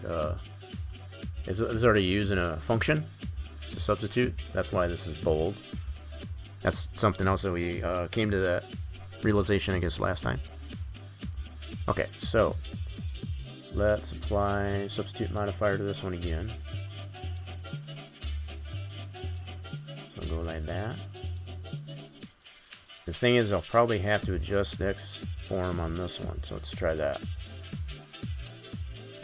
Or what I could do. Let's do this one first. Let's try this way first. If it screws up, then we know I gotta adjust the X form on that. So substitute modifier, pick from the scene. This one, yes. Looks like it worked. Cool. So it might have been just that particular one there, maybe. See, this one's a little off here, so I'll just turn it this way. So now we've got that one swapped out. That breaks up that pattern there. Let's see what else. Got these three here in a row. So, I'm kind of thinking this middle one here. I'm going to put a substitute modifier on this one.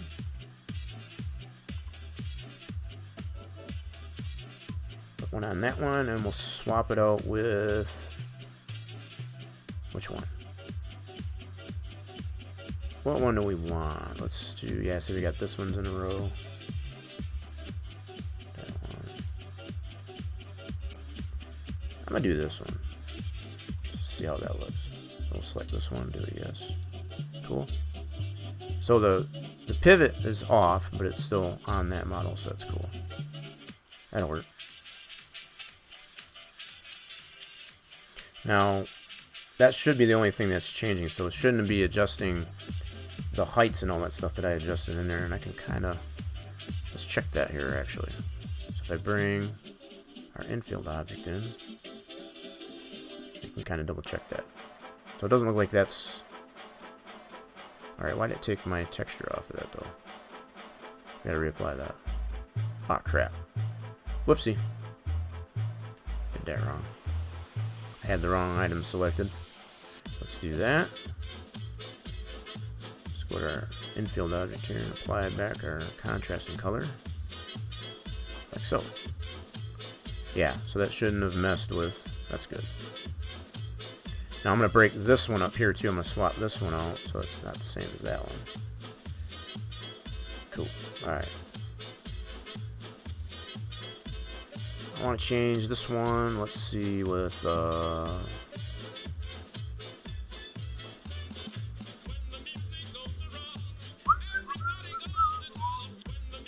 a bouncy tune. Trying to figure out which one I want to swap that one with. I guess I can do one of these again. Let's do that. So I'll put a substitute modifier on this one.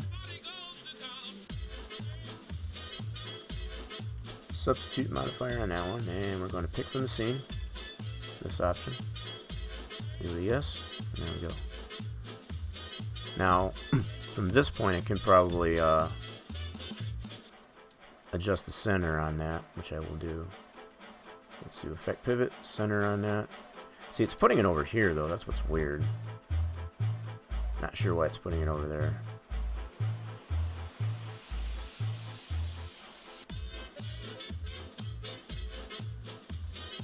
Don't know why it's doing that. That's weird. That should be centering on this one. Huh. Don't know why it's doing that.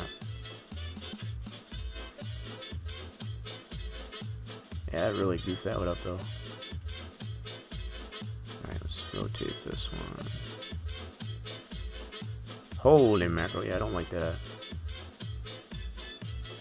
Yeah, this is new. This has never happened to me. Usually when you affect the pivot, it doesn't necessarily put it on that bounding box. Why is it not doing that? Affect pivot. I don't know why it's putting it over there. That is weird. Huh. Okay, let me try set X form. Try it this way then. Now I've got those two in there. I'll go ahead and collapse that actually. Cool. Effect pivot. Center up. There we go. So I had to reset the X form on it primarily. Weird. Very, very weird. But anyway, that's something that we have shown. If you're having those types of issues like I was just having, it may necessarily require to reset the X form. So that's basically what it came down to. So now it's got the center point back on that. So now I can move it. Like so. Now I do have one of those, I guess, right here.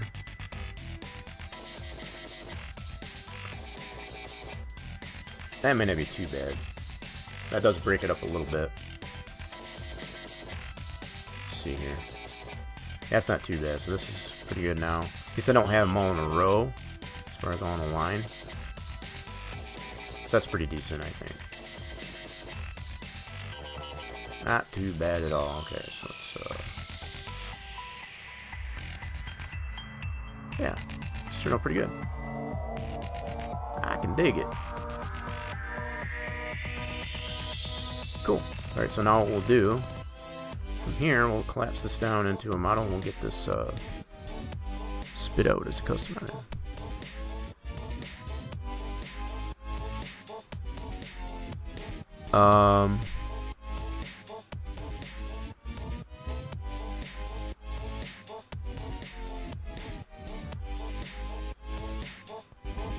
What is that one there, Jane? Hold on a second. What is that? Oh, neat. Yeah, it only shows up in my chat bot as a, interesting. So we'll put a hat on the, that's interesting. Yeah, I had to look at the Twitch. Yeah, that's a Twitch thing. So yeah, being able to modify the emotes. That's one of the things that you can do with your channel points, is to modify the, modify an emote. That's pretty funny. And with the fact that I've only got the one emote, for tier 1 at least anyway. Right. Yeah, it only shows the words in the chat bot, which is kind of funny. But I can see it in the Twitch chat. Because it is a Twitch feature as far as yeah, hopefully Streamlabs necessarily adjust that, I guess, so that we can see it actually in the chat bot too. Because right in the chat bot, all it shows is just the words for the emote, the modified emote anyway. Funny. That's funny though. Yeah, so yeah, just one of those things you can do. Pretty neat. So yeah, I'm gonna go ahead and hide this infield. Hello. Hide that. And I want to collapse this down. I think we're done with that. Done with that. So now we can take and drag select all of that. Collapse her down. And we've already determined it's well within the poly constraints.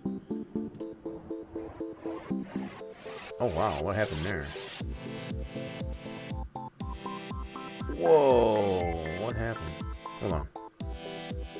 Back that up. It spanked out. Oh, hold on a minute. I definitely need to correct that. I don't know if it was stepping out the ones that I substituted or what. That's not good.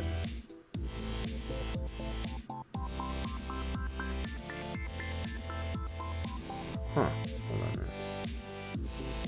Something happened there. Let me see here. I want to make sure. Oh, I still got the substitute modifiers in these, so I gotta make sure I collapse all these properly. So let's go through these and make sure they're all... Oh, come on now. Now you're deleting it. What are you doing? The heck? Hold on. Something happened. Looks like you removed one here, too. What the heck? I wasn't paying attention. What the heck? Okay, I thought I had those all figured out. Guess not, though. Let's see, hold on. Hide that. So, when I collapse that... Oh, for Meg... What are you doing? Let's put it way over here. Why are you doing that? Okay, hold on. Effect pivot, center. There we go again. So let me do the reset X. That is weird. That's new. That's not, I wasn't doing that to me before. Don't know why it's doing that. Crap. We'll go ahead and reset X form. Reset. Okay. We'll go to effect pivot. Center. There we go. So between that and I wanted to collapse this down. There we go. So I am finding it necessary to have to reset the X form, and then you'll have those two modifiers in what it is you're adjusting, and then reset your pivot and then collapse it to all. Okay, fair enough.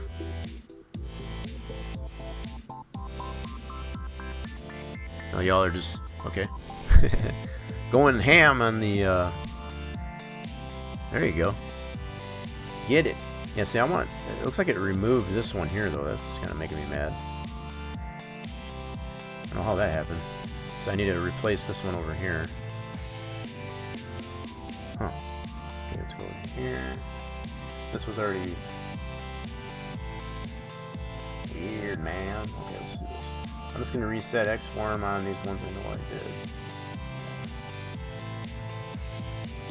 Don't know why it's making me do that, but I'm going to go ahead and...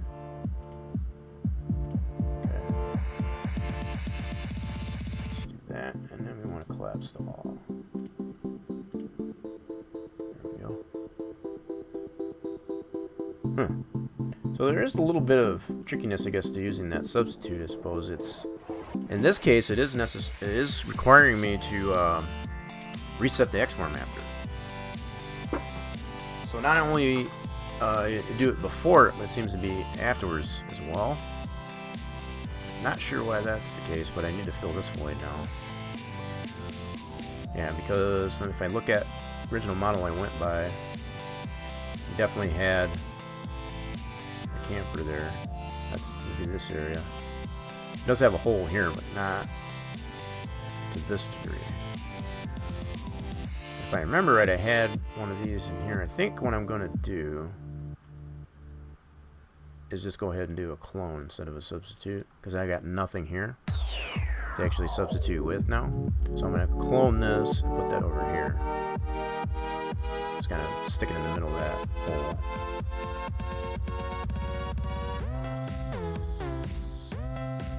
This is a bouncy tune. Oh, you know what? I forgot. I got these things here too. I wanna... The BTTV. I've got those bad boys too, so... Oh man, that's not even showing up in... What? Hold on. Why does the rear parent not work? Are you serious? I wonder why those aren't working. That stinks. Here, let me check something here. I didn't realize those were not working. That's not cool. It's my BTTV stuff. It's not working. Hold on a second, folks. That makes me sad. Alright, hold on. Doing some stream checking here.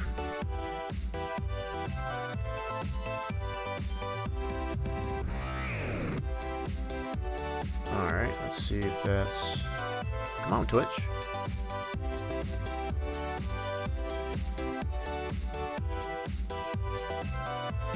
leave that there. Alright, let's see if this, Huh. I gotta figure out why my BTTV stuff isn't working. That's not cool. That's upsets me.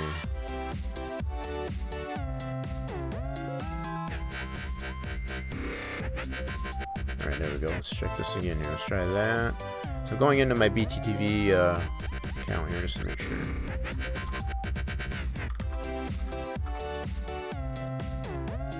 There we go. So it does work there. Okay. The rare parrot should definitely be working there, so I just want to make sure.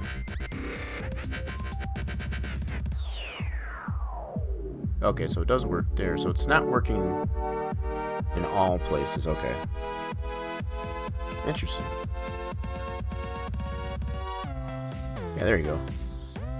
If those in chat necessarily want to try those in chat as far as the rare parrot, you can type in rare parrot. It should work anyway. There we go. So that does work. Okay. It's just not showing up in my chat bot or the dashboard. That's kind of weird. Interesting. I'll have to keep that in mind.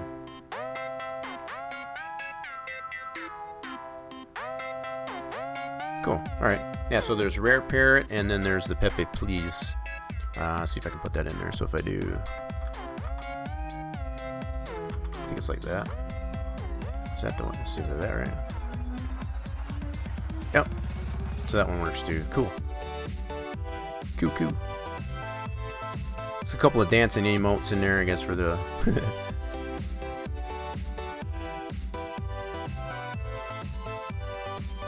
iPhone emotes don't work? Oh, that stinks.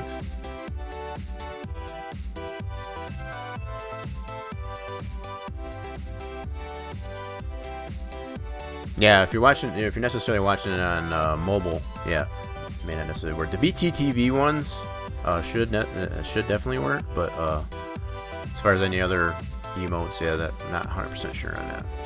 Okay, there's enough goofing around there. So what I'm gonna do in this case, as I said, is I need to adjust, turn this down just a tad more. What I do need to do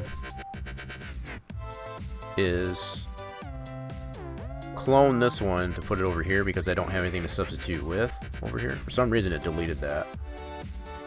That upsets me. So I'm just going to go ahead and do a clone. Do that as a copy and drag that over to this spot. Just put it right in the center here and I can keep it rotated as such. And I will bring in our infield object. Just adjust that because I got, yeah, see, it's, I'll have to adjust that. Not a big deal. We'll just do it like that. That would be kind of have a randomness to that there. Now I think the other thing I will do is go through these and make sure that all the substitute modifiers and X-forms are good. Yeah, hide that. Just kind of go through these and make sure.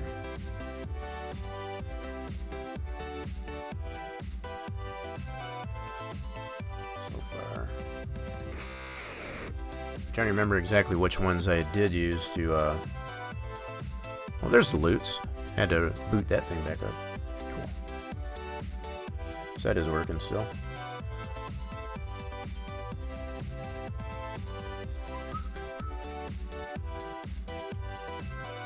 Okay, so what I'll do at this point, let me try and collapse these back again. One object. I think I got it. Should be able to take care of it. Nope, it's still doing that. What the frick? Wow, this is making a lot of... Why is it doing that? What in the world? Huh. That is strange. Let me try that again. I don't know if you're noticing that, but okay, here it is before I collapse it. I just backed it up. If I collapse it, look at how it's spreading these out. Why is it doing that though? It's mainly this one here, it looks like. Alright, so let me go back. Not sure why it's doing that. I already reset the X-form on it. Try it again. Goofy thing.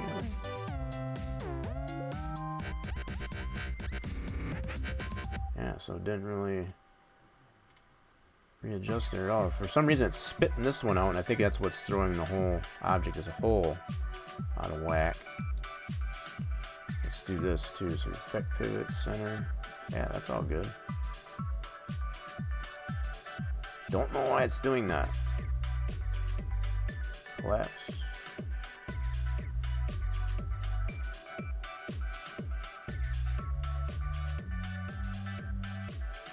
Oh my goodness, it's only for this one model, it looks like.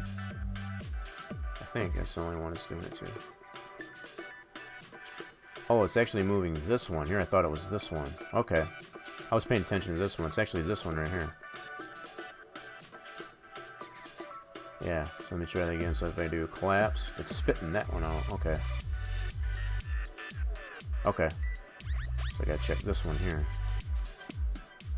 Okay, I was looking at the wrong one. Reset X-form. There we go. Maybe that's why. So now if we go effect pivot, center that. Oh, and it still had a substitute modifier in it too. See, it's still showing where that's at. So if I do collapse to all, there we go. I think we're good. You see where that X-form was way out here? I collapsed it. Now should keep it there now. Let's see. With a collapse. Select all those. Collapse. Collapse selected. There we go. That's more better. Marvelous. Okay, so now what I'll do is just make sure we do effect pivot, center that. Cool. Actually, before I center it, let me see. No, that should be fine. I had to think for a second. These are the coordinates I'm going to need to put that, to put this into the track. I need these coordinates here, so I'm going to need to write them down. So let's do that. So I'm going to zero that out. Yep, so let's do that. So I'll go camp boss. And I can just make a simple text document. Like so. And I'm just going to put chords. Like so. And open this up. Give me some room here. And I'll just copy those out. These coordinates out.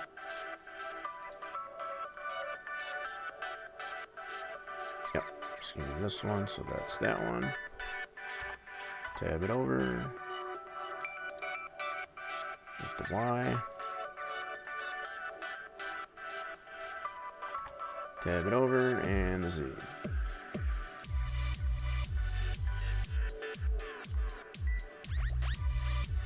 Okay, so we'll save those for the time being. Minimize that. So now when I go ahead and zero this out, like so, I'll be able to apply those coordinates to once we get it applied to the track directly. Cool. Alright, so what I want to do right now, I still have, what do I have in here? What are these two objects?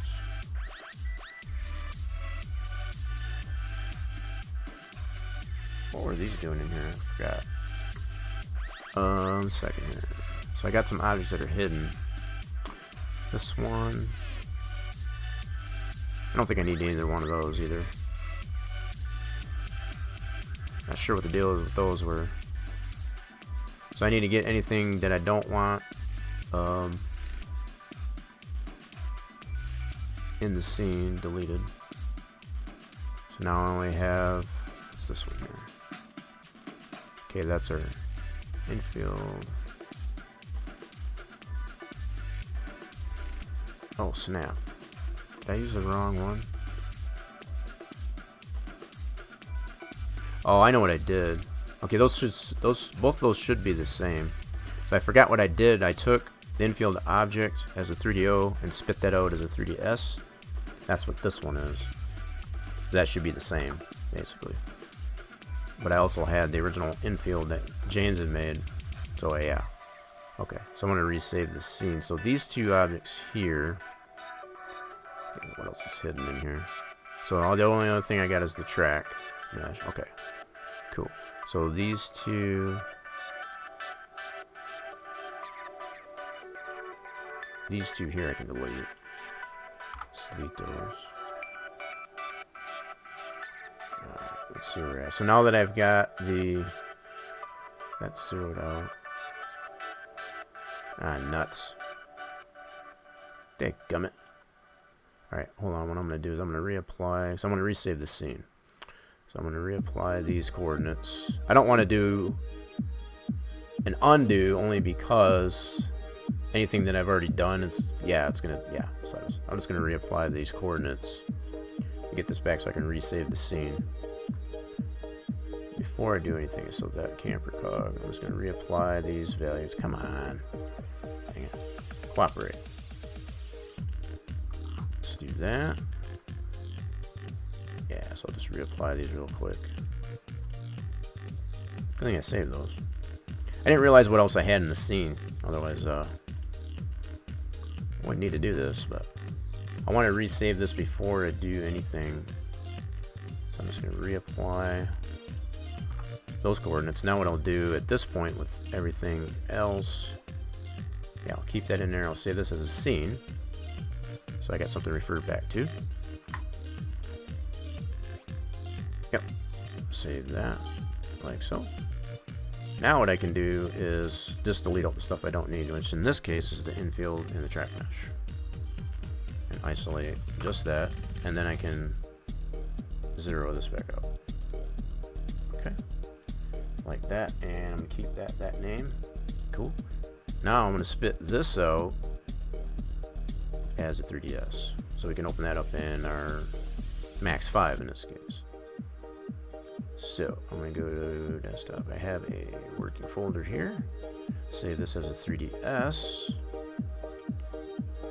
and yeah, we'll just do CMPR. We're gonna keep it the same name as the shared folder item, only this is going to be a custom one that's going to be directly installed to the track. So we'll do that as a 3DS. Yes, we want to do that. And I can confirm that I've got my 3DS saved right there. Cool. So now what I can do is reset this, close it out. No. Yes. So now we need to open up our Max 5. Yeah, homemade lasagna for dinner. Well, don't even talk to me about dinner yet. I did have some pizza before I started off there. I talked about that earlier, I guess, as far as sorry, had to grab a plate. Homemade Buckeyes.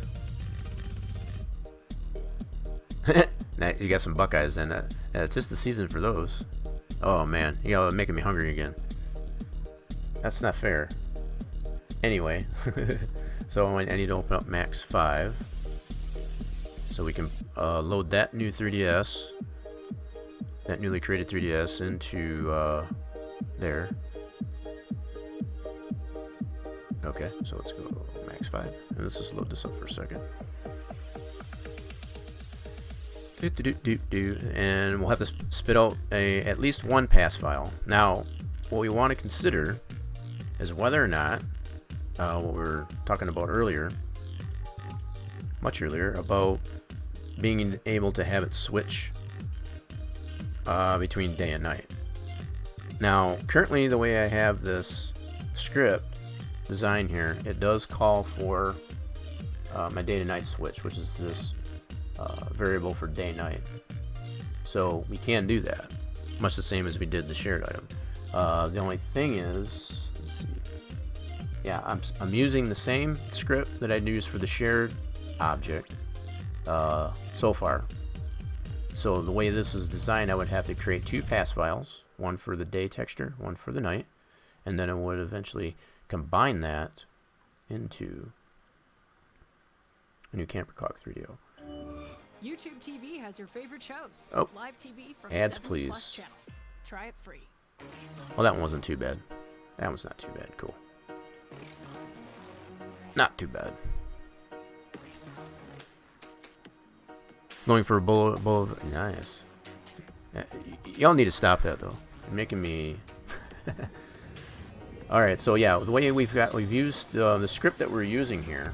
Getting into the script design here, we're using this much the same one. At least we're considering it anyway. As the shared. Yeah, the model that we created for the shared folder. So this will have the day to night switch. It'll also have to where it's only showing during race, the race, and it'll have a population switch to which you can actually shut it off. You can actually turn those off by depressing the O key. So we can add and or remove, I guess, from this as we so to see. For the most part, I think I'm going to keep it just as it is. I don't think I'm going to change anything to it. Keep it much functioning and like the same as. The only difference was going to be obviously the orientation of the individual campers within the model, because the original shared folder, as we said, is more for flat infield as opposed to a rough infield as far as what we've got here. So yeah, basically this is the rundown of this, and I've kind of shown this before in the past as far as the flow of your PSG script. Basically what we're doing here is we're calling up an empty mesh, which we'll eventually use for down here with our population switch. It's calling for the camper min.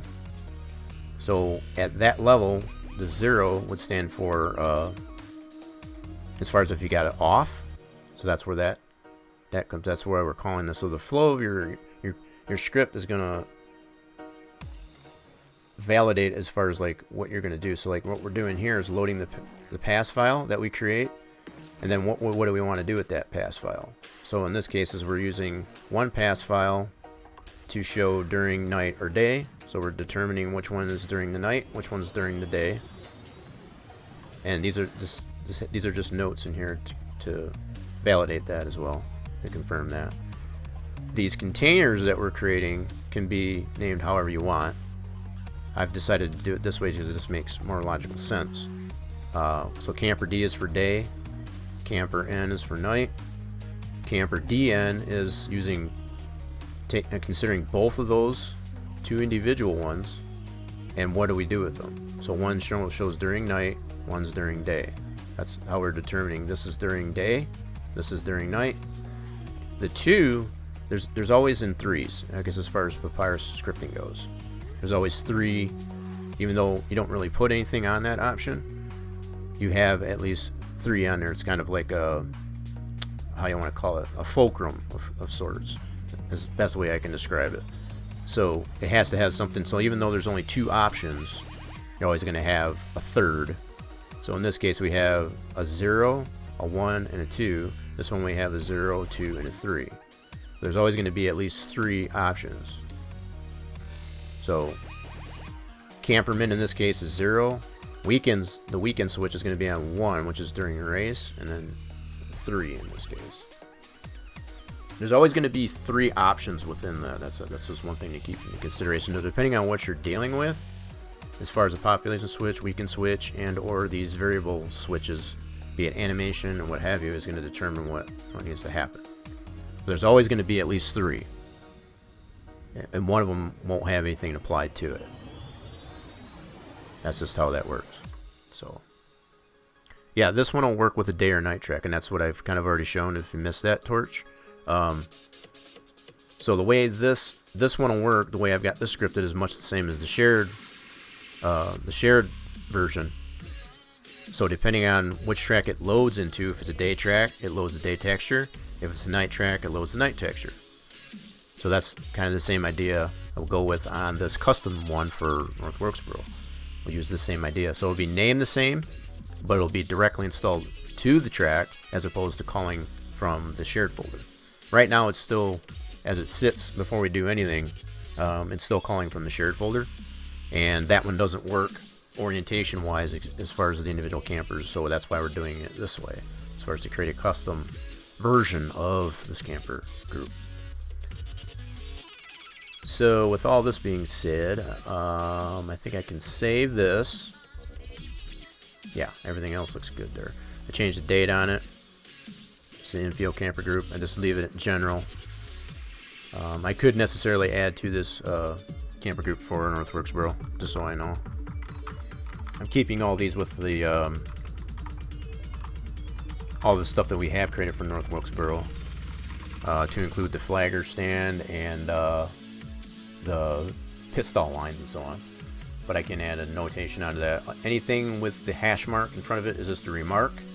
It does not get read by the Make3DO utility, which is primarily what this script is being constructed for. So anything that does not have a hash mark in front of it is going to be code or a line that the Make3DO utility will read.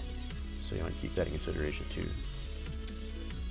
And those are specific. So anything that's uppercase like this is a function, and anything like this that's variable, as far as your containers, as far as it being named whatever you like, read that as well. To includes any punctuation that you put in it too. So like if you do necessarily create it like this, it may not read correctly, so you want to make sure you've got proper spacing between your punctuation to include your parentheses and all that as well. There is a particular convention to what Make3DO does read. So like these functions, these are specific. They have to be capital and they have to be specific. In this case, this is state switch. There's one for state switch variable, which is weekend. There's one for weekend. There's one for population, as I've got down here. These are all specific. I don't necessarily have all the different functions that do come with that. I do have one for caution light. I do have these here. I've also got the one as I've shown here, I guess, for day-night. They are not necessarily all the same, as far as a state switch variable, throw in whatever you want type of thing. There are a lot of specific lines. This is just one that I've come to find works by accident. To be perfectly honest, I wanted to see. I tried different variations of adding in day-night as far as a state switch variable to come to the conclusion that this one works. So, as I said, just playing around with this. Some of them you can kind of get creative as far as to say, okay, I wonder if that'll do anything. And that's kind of what I did here, to be honest. I applied it, and I did come to find it does need to have an underscore between it. So you can't do it, say for example, like this, without an underscore. Whoops, I just did that wrong. So I need to underscore. It does need to be like that in order for it to work. It's for the day to night switch variable anyway. So in comparison to like the weekend switch, it's just one word as well as population. That's really the only difference as far as you got day and night. And the way I came to that determination as far as how this works is just by looking at the original kind of show this here. I think I've got the original let me go into that really quick here. So if I look at, I got that backed up here. Just gotta find it. The original camper cog that I was working on when I was playing with this, doing a lot of testing with, it's got this right here. It's got day night. Now this is the original. This is the original Pappy deal here. So what I was able to find out is this is specific to that state switch variable, and it's got it right here, state switch variable, and it's got day underscore night. So I applied that into the scripting, and that actually does work. So in most cases you can look at original models, the Pappy models in this case, and this is based on, again, the original Pappy camper cog model. It has this state switch variable in here as day night. That's basically what I did, was apply that to the script as far as the state switch variable day night, and that is confirmed works. So that's the only one I've found so far, to be honest, that actually does work that way. As far as to look in here, look at the state switch descriptor, and apply that to the script, and it actually works. There's a lot of cases where we've done a lot of testing with flagger models, and that doesn't work the same. So like flagger models, because they're more specific to a track than it is a shared folder. I don't know if that's why, but yeah, that's still the flagger. Creating a new flagger model still eludes us at this point. No, I mean a track that transitions from data. No. Yeah, and that's a whole different ball of wax there, Torch, as far as data night transitions. We're still operating under the option or the premise of you have a track that is a day track and you have one that is a night track. As far as the day to night transitional, we don't even get into that, because my personal preference, I guess, as far as the day to night tracks in Inner 2003, they're just, I don't care for them. I'll just put it that way. The fact that it still shows a night sky even during the day on a lot of those types of tracks, that just kind of takes it away from me. That's just a personal preference. That's up, to you as, I guess, a track builder if you want to take that route. To me, it kind of loses something, I guess, the fact that you still see a night sky in the mirror. That's just one of the things that kind of bugs me, I guess, about the day to night track transitional effects, I guess, with the track. So yeah, we're still on the premise and the whole idea of just creating a separate track for day and night. Yeah, so as far as things transitioning, I guess, from day to night, as far as shading on objects, that's a whole different ball of wax. You'd have to add separate frames for each object, or a group of objects, I guess, for that to transition, I guess, to apply a day texture to a night. Not even going to get into that, to be perfectly honest. That's a totally not so perfect thing, I guess, to do with Inner 2003. Anyway, and I think that the main issue with Inner 2003 is you don't have built-in shader. You have to apply it all manually. As far as it's all based on the texture, as far as how that changes, as opposed to the lighting itself doesn't actually apply the shading. That's kind of a flaw that still exists with Inner 2003, I feel, but it is what it is. I mean, can't do much with that.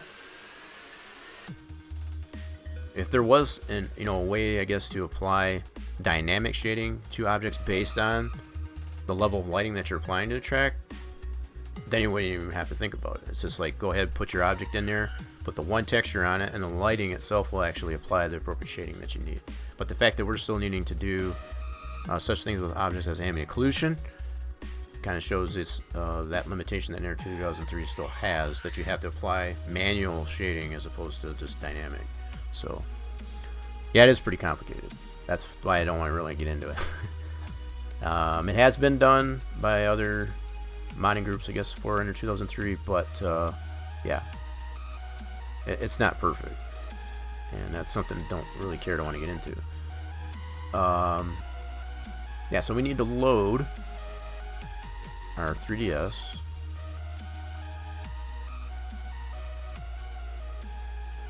Okay, so what I want to do is completely do this. So this is our new camper group for Workspo track, and I just got to open up the material editor, and we're going to do this because we're going to consider applying a day and night switch to it. We're going to load and save one as with the day texture and one with the night. So we're going to reduce two spheres in the material editor, like so.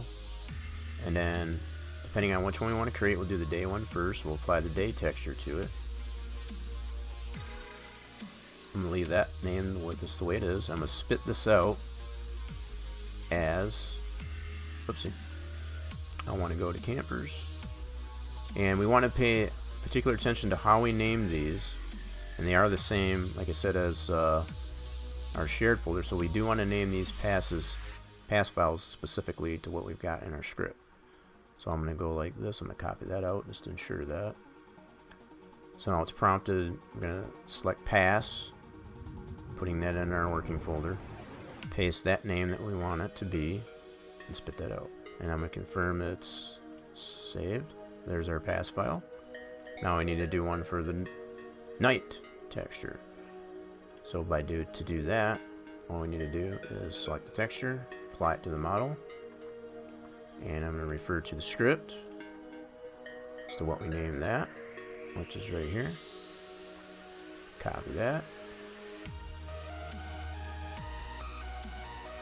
And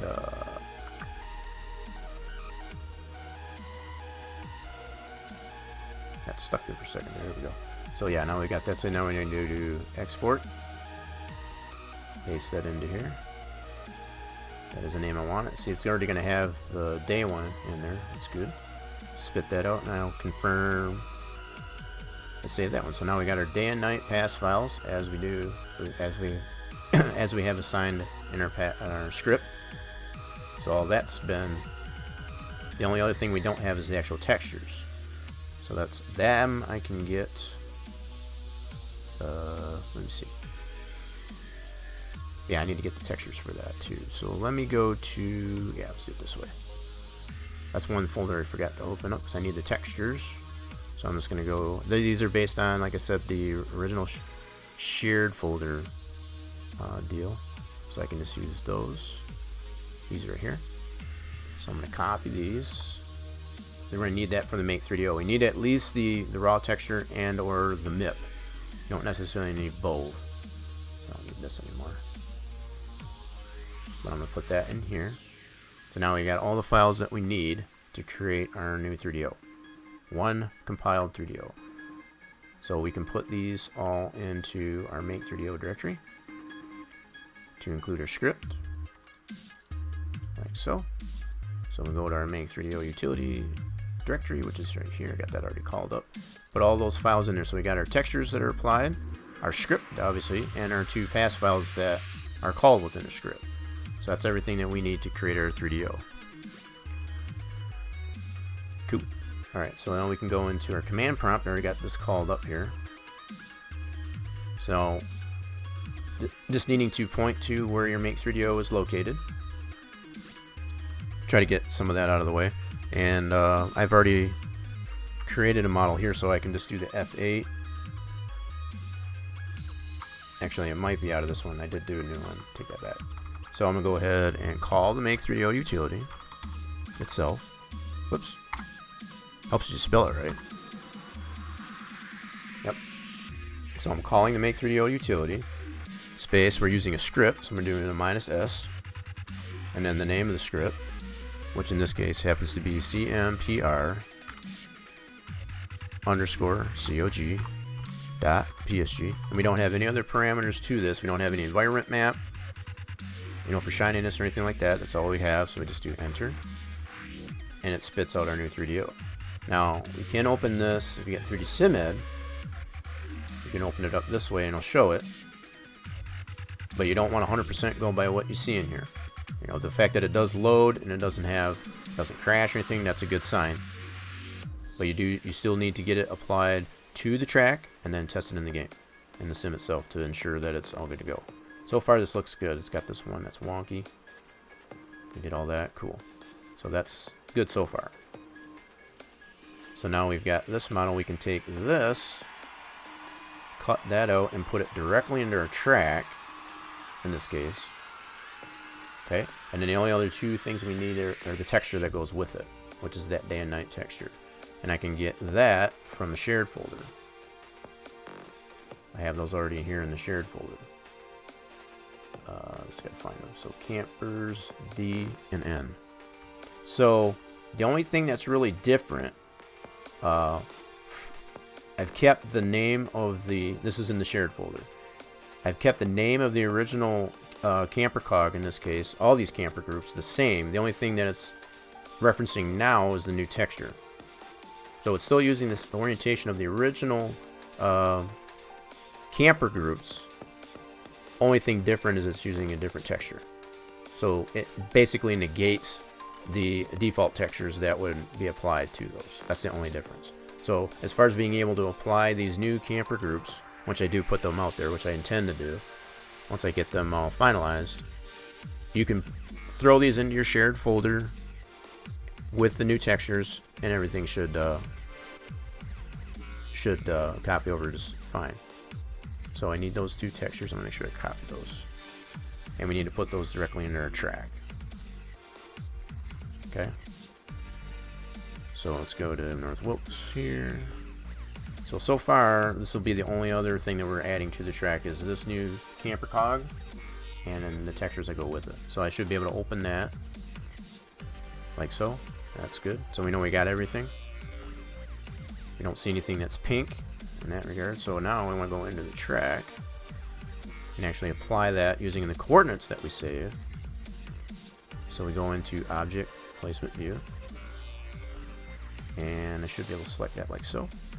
I'm going to delete this one out. Now this one's just to kind of show and verify. This is calling it from the shared folder as it sits right here. Okay, so we're going to remove that option now. So we're going to go right click, add into this, and now it should be as a object in our track folder, camper cog right here. This is what our new camper cog, and it probably won't show right away. And as I've shown in the past, instead of trying to click to find it within there and risk moving something that you don't want to move into the wrong location, just go to your list here. It'll be here, and there it is. At least the bounding box anyway. Now it may not load right away, as I said, but we can necessarily apply the coordinates that we have to it and then save it and then reload the track. So let's go ahead and apply our coordinates, which we saved here. So we'll bring our track property, object properties up like this. We'll put it to fixed, and I'll just manually type these in here. So we can see, I can copy them, but just for the sake of it, I'll go. So we got 68.017. I just don't want to have to go back and forth between it all. I could copy these and paste them in there. That would make it easier, but just to show. So in this one is 3.001. I don't need the meters on the end of that, just the numbers. And the height, 7.333. There we go. And we don't have any rotation or anything like that into it, so that should be good. So that should put it right where we want it. So it's not going to show visibly, it's just the bounding box. So what we'll have to do, that's not uncommon for that to happen. So I'm going to switch this back to geometry and save the track as a new PTF. And I'm just going to put a notation on this, add new CMPR cog. You can name it however you like, just to make it so I know what's going on with this PTF. Kind of make it somewhat reasonable, logical. So I'm going to close that, do an open, and I'll open this new PTF that I saved, and that should show. Bam. So there's our new camper cog. Now I want to check out the orientation of this here. See how we're looking. So far so good. Yep. Okay, so how's that pit building? Oh, something happened there. What happened there? That should not have happened. Now it might have been because of that. We could probably adjust this if we needed to. Now the pit building, we don't want to move that.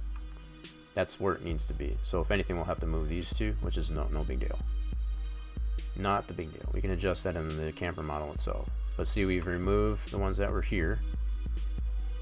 We had those facing the back stretch here, so those are removed. And this probably is most likely a product of I was doing all that substitute modifier. Some things might have gotten wonked out, and that's fine. We can adjust that, like I said. So from this point now, I've got it saved that way. As long as I'm going by the model the way it is here, I only adjust those particular models. We can just overwrite that 3DO that we've created now, and it'll just make the appropriate adjustments to the one here. So as we make the adjustment to the model in 3ds Max, spit out a new 3DO, as long as we're keeping the orientation of it the same, you don't have to adjust anything. To swap that 3DO, and it should adjust that from this point. So these two campers here, we can kind of take note of this. It's this one, these two right here. So that would be, here, let me put the day texture back onto this so we can sell. I'm not going to adjust it in here. I'm going to put it in max 14 to do that. I could probably do it here, but I want to save a new max 14 scene. So that would be these two right here that are in question. So, and the way I know this is because these campers are going this way. If we compare this here, so that's, let's put this in Santorini. So we got these campers here. So it would be these two campers there. Would be the same two campers right here. So those are the two we need to adjust. That they're clipping into that, so I can probably just move this one over. See how I got to adjust that there. Let's see here. So we can move, slide this one over that way a little bit, and this one, we could probably even put this one on an angle if we wanted to. Yeah, we could probably do that. The other thing we could do is actually spit out this model with the coordinates, you know, to get that into the scene if we wanted to really get down and dirty. But because it's only these two models, I don't think it'd be that big of a deal. Evicted? No, I don't want to delete it. No, what I would consider is probably to probably just reorient it, like either put it sideways, like put it this way, or on an angle, so that it's not clipping into the building. But as far as deleting it, no. So this one just needs to get slid over this way, and this one probably put it on an angle. Maybe even put it in this orientation. You can play around with that. But that's how I get my bearings correct, I guess, on this. The fact that we've got these campers going this way, we know it's, once we're looking at it this way, we know it's these two here. So between those two right there, you can see that directly right here. And I'll adjust that in max 14. But that's about the only adjustment we really need to make to it, actually. That's not too bad. And I think, like I said, that's a product of when I was trying to apply the substitute modifier, something got wonked out. But other than that, it turned out pretty good. So you can see they're not, all the adjustments we made as far as to have it married to the infield object, it turned out pretty cool. Got just the right amount of clip on the bottom of it. That's just a texture deal there. It's got a little white line there. Might have to adjust that texture there a little bit, but not a big deal. Not the big deal. Yeah, so for the most part, I think this turned out pretty good. Not too bad. This one's kind of cocked a little bit. You can see how it's clipping on this side. I could probably rotate this one. Now, this is probably fair mention too. The fact that we're not dealing with geometry and how these campers are applied. What we're seeing here, this is going to be a WYSIWYG. What you see is what you get. So because we don't have any geometry that we're dealing with here, as far as how the track would breathe and such, we're dealing with just two 3D models. The 3D model of the infield and a 3D model of the camper. So this is what we would necessarily see in the track as well. Now, if we had geometry, as far as with this infield, as far as X sections or whatever, we want to check this in the sim itself to make sure that this camper would still need to be adjusted. But because we've only got two 3D objects that we're dealing with here, this is what we would see in the track too, as far as the level clipping. So if I wanted to tilt this a little bit to accommodate against the terrain there, that's what I would do. That's about the only other one I can see so far.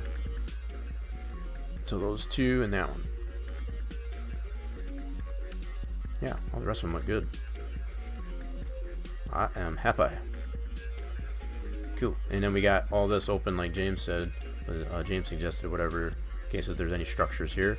And once after we get any structures that are in these areas here, if we need to adjust further, we can do that. So we'll have a 3ds Max scene, I guess, to work with.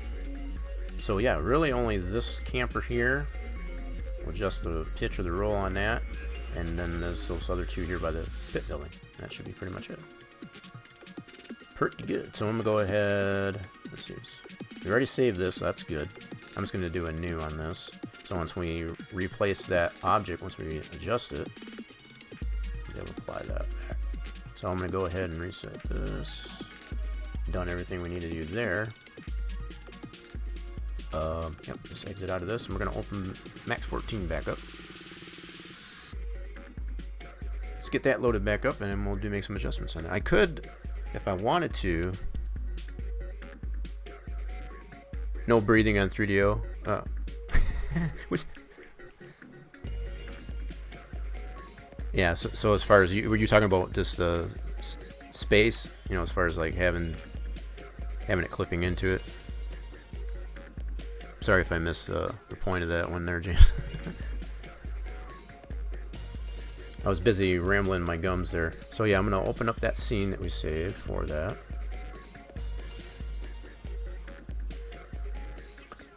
And camper cog. So this is what I saved. This is when I wanted to get it to this way, so that way I've got something to refer back to. Now, as I said, if I really wanted to, I could probably spit out that pit building. I don't think that's going to be necessary, but I could put that and orient it in the scene here so that I know exactly what I'm dealing with here, but I don't really need to do that. So it's these two campers that we'll need to deal with there as far as the pit building. So I'll slide this one over this way a little bit and probably put this one on an angle. So it's kind of angled in here. I could probably even move this one over a little bit to accommodate this one being on an angle. That'll add a little bit of variation to the overall campers, because they don't hardly ever park 100% straight in these areas. They're always on an angle, or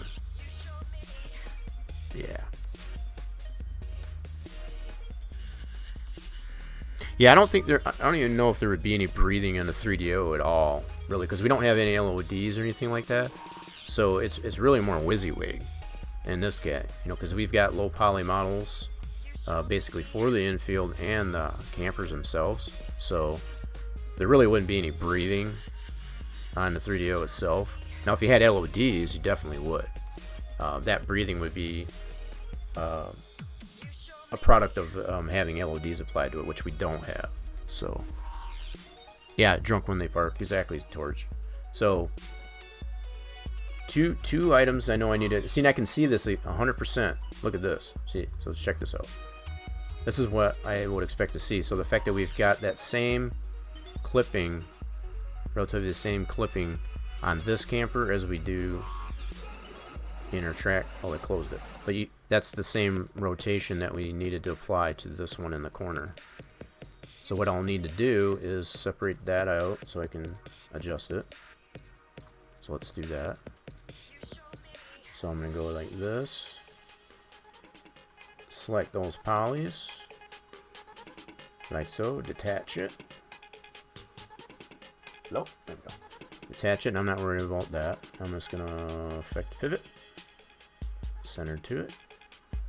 Oh, gotta make sure I'm on the right object. Always helps. So there we go. So now we got that centered. Now we can adjust the roll and or pitch on this to accommodate the terrain a little bit better. So let's just go this way with it.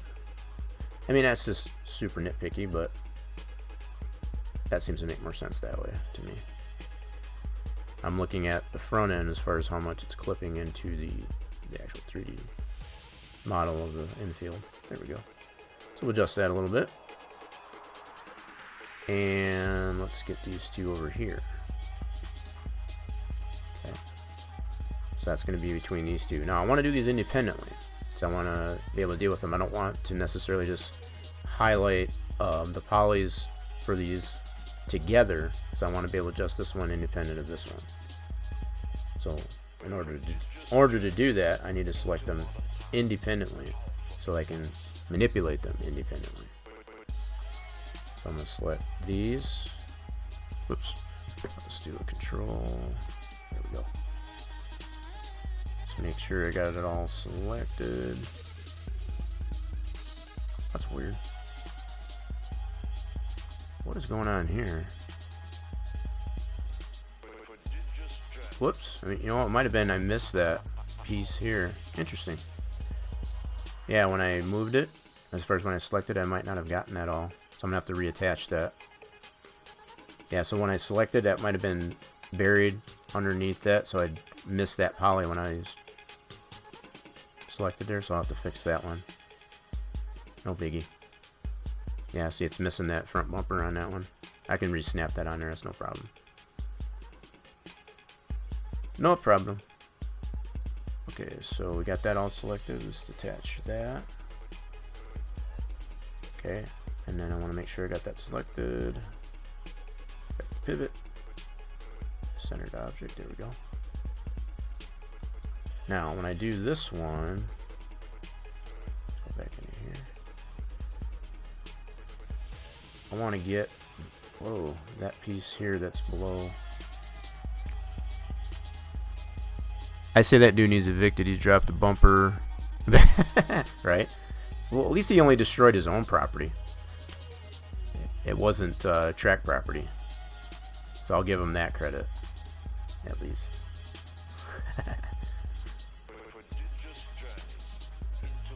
Racer James is dead set on just evicting this guy. I'm trying to give him the benefit of the doubt here, though. Alright, so let's miss this poly here. I don't want to miss any more polys. So I'll separate this out, detach it. I'm going to reattach that poly. The mapping and all that's still there. I just need to reattach it, the bumper back onto it is all. Not a big deal.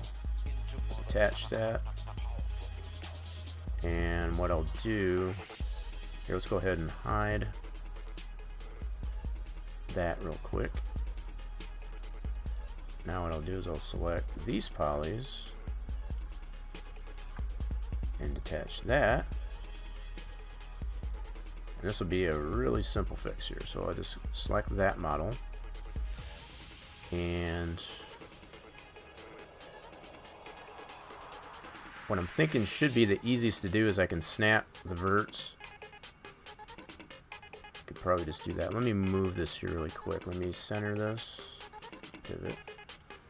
Easier to work with that way. Okay.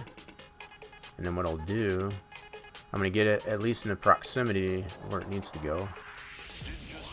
Okay. But just to ensure that it is snapped to the camper, I'm going to put on vert snaps and snap those verts back on. Okay, so we're going to do vert snaps, go into verts, select the vert, and I'm going to snap these all back. Like so.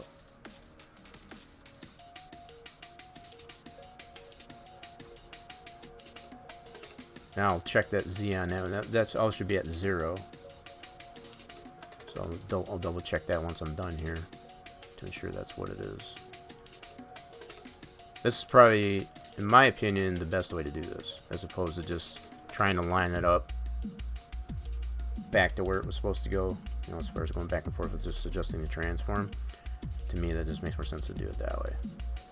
Now, to ensure that these are all at 0, here.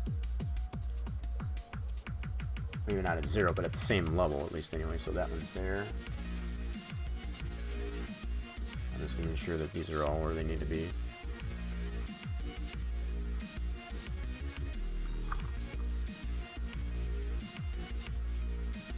Alright, wait a minute, something. Maybe I have 2 pieces there. So let me drag select this. Okay, why is that not moving as a... Oh. Might have to weld that first. Yeah, let me try that. Drag select this and we'll weld it. Where's my weld? Hello? Why don't I have a weld? That's weird. Not sure why I don't have a weld. So I got all these, I got these verts here on that, and to include this one, snap. Now I just need to get this one in the right orientation here. Why in the world is this, hold on.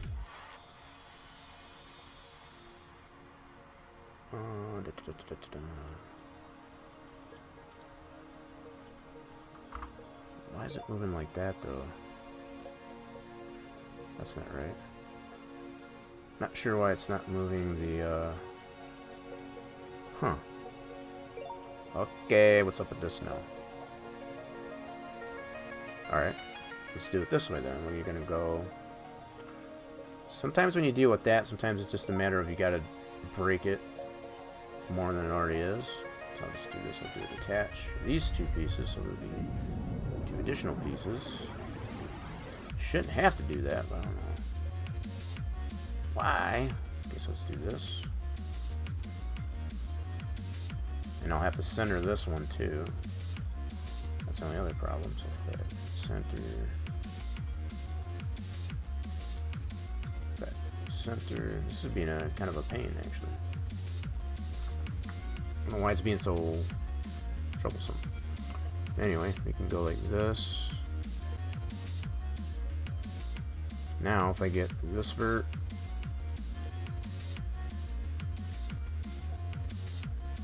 should be able to set this one out.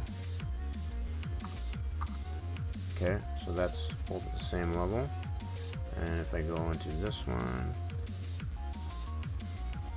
that vert should be the same there, but that vert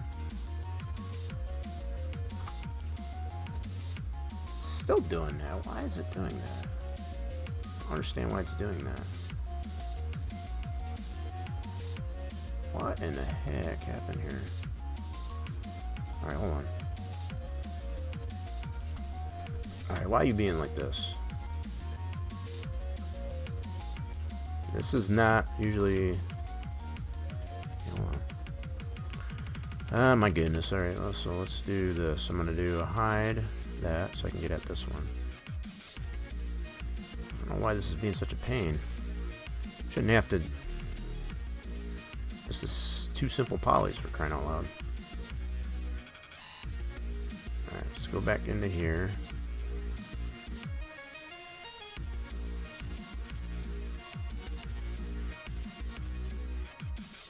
Yeah, that's what I was gonna do, James, but I figured it should work. It should have worked this way, fine. As far as to be able to snap that and just adjust this middle one here, but there's no reason that shouldn't have worked. I don't know why it's... Yeah, I should have been able to take that whole piece and just snap it to an edge, even. I don't know. I'm trying to figure out why in the heck is this vertex here so wonky. Why is it not bringing that edge up? It's like there's no vert there. Why is it doing that though? I don't understand. Alright, let me break this back. Crap. I don't want to go back too far. Okay, so...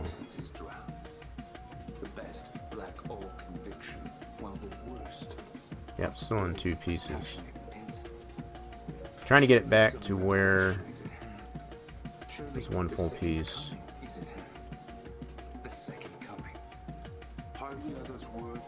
Crap, it's not gonna let me go back that far. I've only got 20 steps in there, so it's probably as far as I could go back. So I still got it in 2 pieces. I guess what I was trying to figure out too is why it wasn't giving me a vertex weld option. It should let me do that at least.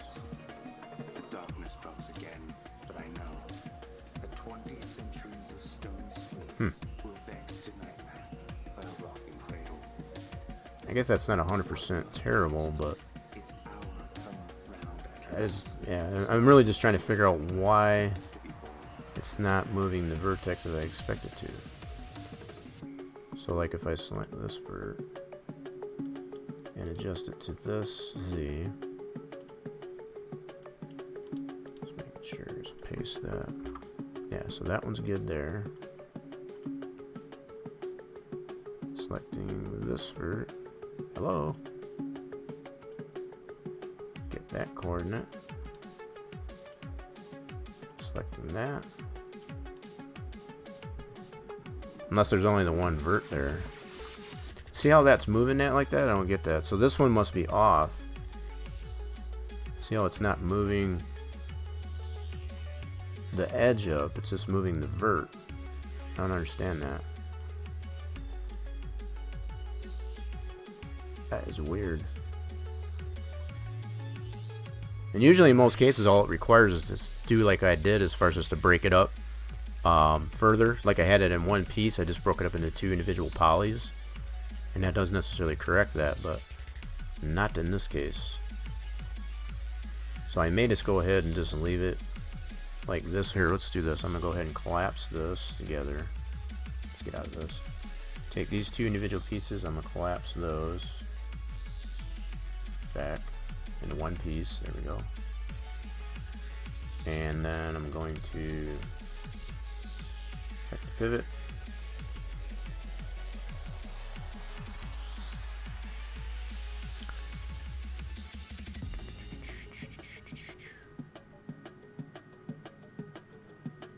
Alright, so that's recentered.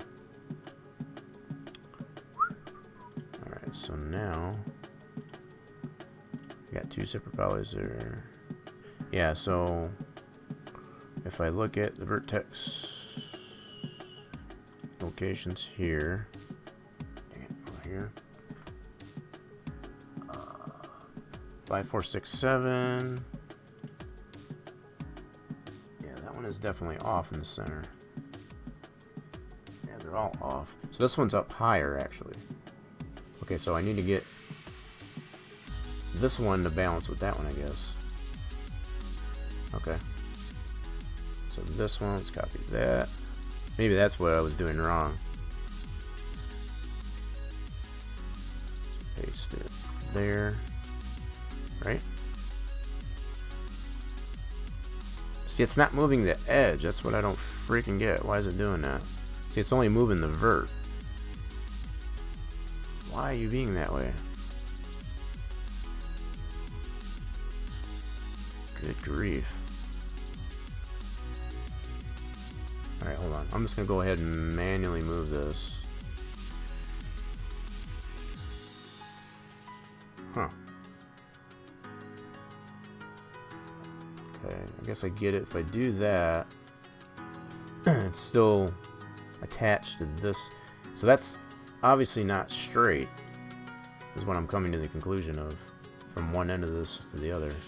I don't know how that happened. So on this vert,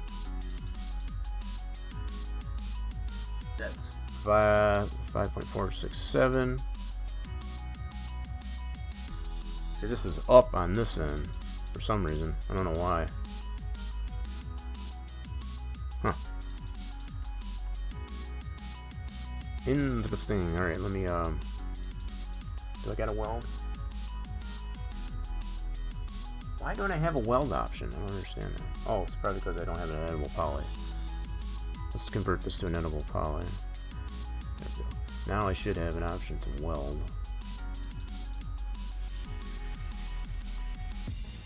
There it is. So editable poly will give me the option to weld. Let's see what that does. So if I go that way, I want to get down to the bottom of this.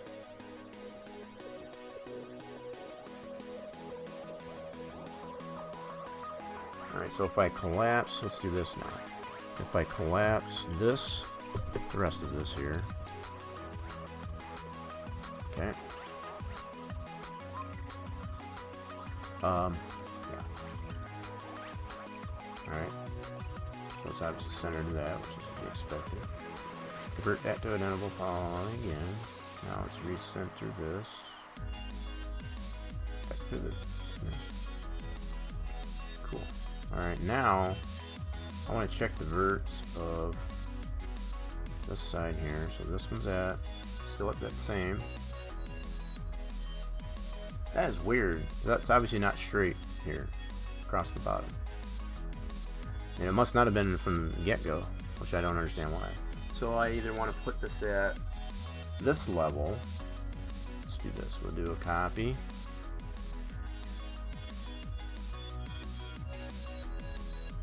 Select that vert. Okay, so that should pull that whole thing down. It's only doing the one side. What the frick? I welded that.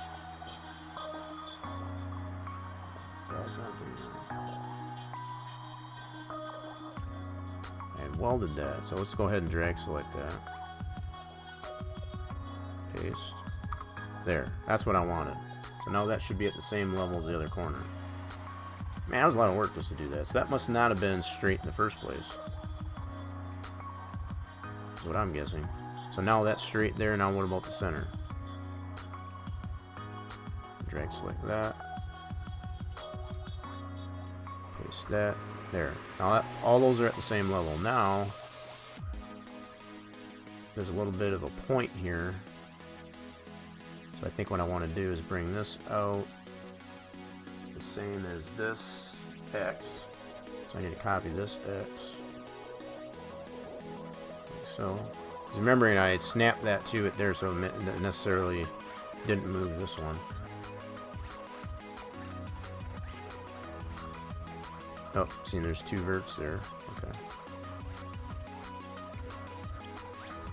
There. Now, that's at the same level in the middle. These ends here are at the same point, and those are already snapped, so that's good. That's what we want. Now I want to take all that business. There's a lot of work for that. Take all these and fudge. I want to weld these all just to make sure that they're all fixed there now. I don't want it to move again. So I'm going to drag select that, that, and these. And weld all that. You ain't moving again. Whoa, where's my weld? Weld. There we go. Now those are all attached. Cool. Now just making sure it doesn't mess up any mapping. Good. That was a lot of work. I almost felt like evicted him there for a second there, James. I don't lie. Pit pass expired. Venmoose. Yep. No. It's all in how we overcome, I guess, these challenges in that regard. One might necessarily be might be tempted to go ahead and do this. Like, you know what? You're just gone. I'm not dealing with that. But yeah, I'm all about trying to figure out what was going on there.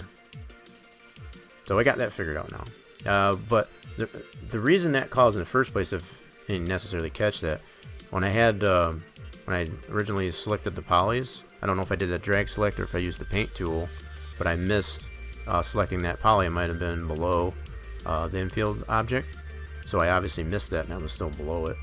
That's how that got detached. So I didn't have all the polys selected when I was trying to detach it from the overall deal there. So yeah, my fault. So I had to fix that. It's not the camper's fault. It's my fault. That's why I felt so inclined not to evict it. Alright, so we're going to move this over this way, and I'll move this object over, because we got that pit building is right here. So I'm going to move this over just to give it room. We're going to have this one hug that one a little bit better. So we'll go here. Just making some minor adjustments to it. Nothing major. Yep, so let's just make sure we got everything selected. All the way around it. Cool. Good deal. So we'll detach that. Like so. And then we want to effect pivot. Center that. Okay, and then we'll just slide this one over a little bit to give it some room. I think this will add a lot more variation to the overall model too. So that pit building is like right in here. I still need to slide this over a little bit. If I haven't already. It won't hurt if I move it a little bit more. So that pit building is like right in here.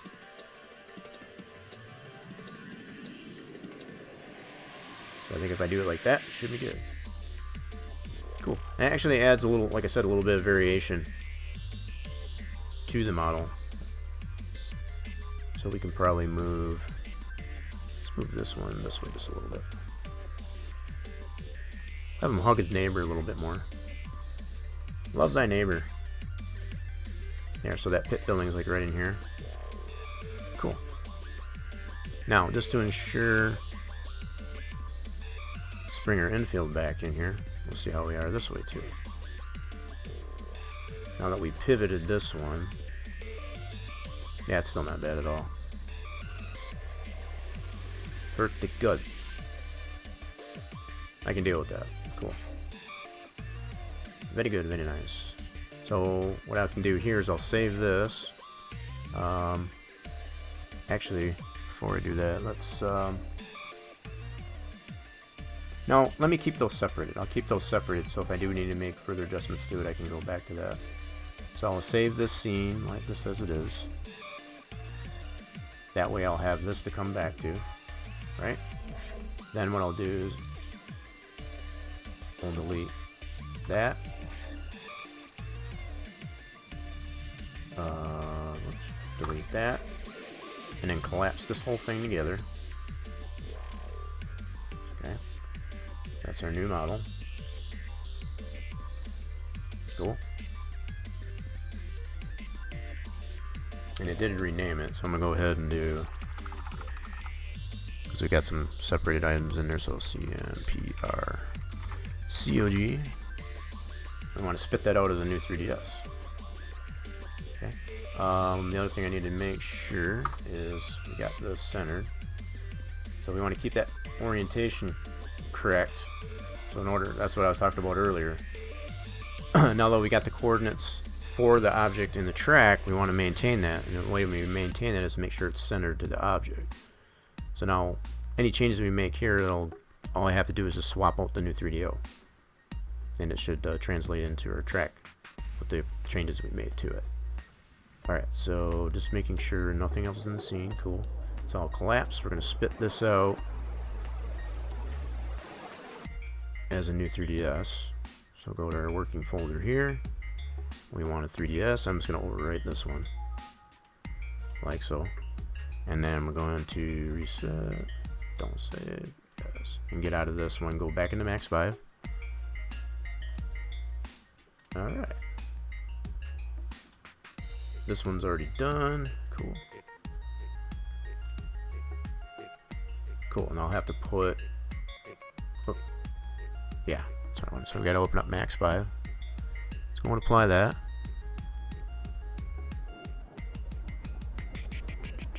Let's see. Violations after violations. Lost his 10 mil socket during that illustrious and eluded 10 millimeter socket. Yes. I don't think I move on with that. Yeah, I don't think I did either. Then, as far as that one, that just needed to move to the right. And we'll find out here in a second once we create this thing. So if I import, go to campers. Well, this is a 3DS. Completely. That's all right. Uh-oh, wait a minute. Did we screw something up? Shoot, I think we screwed something up. Oh, we forgot to center. I can do that right now. That's not a big deal. So I can do that. So what I forgot to do, I forgot to zero it out. As far as the translate. So I can do that right here. Before I spit it out. That's fine. No worries. We can do that here too. I can just zero it out like so. Like that. Should be the same coordinates as we had already previously done. We want to go by those. The only thing we moved was, yeah. In fact, the orientation of this is like that. So what we adjusted is this and slid that one over. So that pit building is right here. Okay. And all I'm doing is just moving it around the viewport. I'm not adjusting the object itself. So, alright, material editor. So we gotta apply our textures, our day and night textures. So that one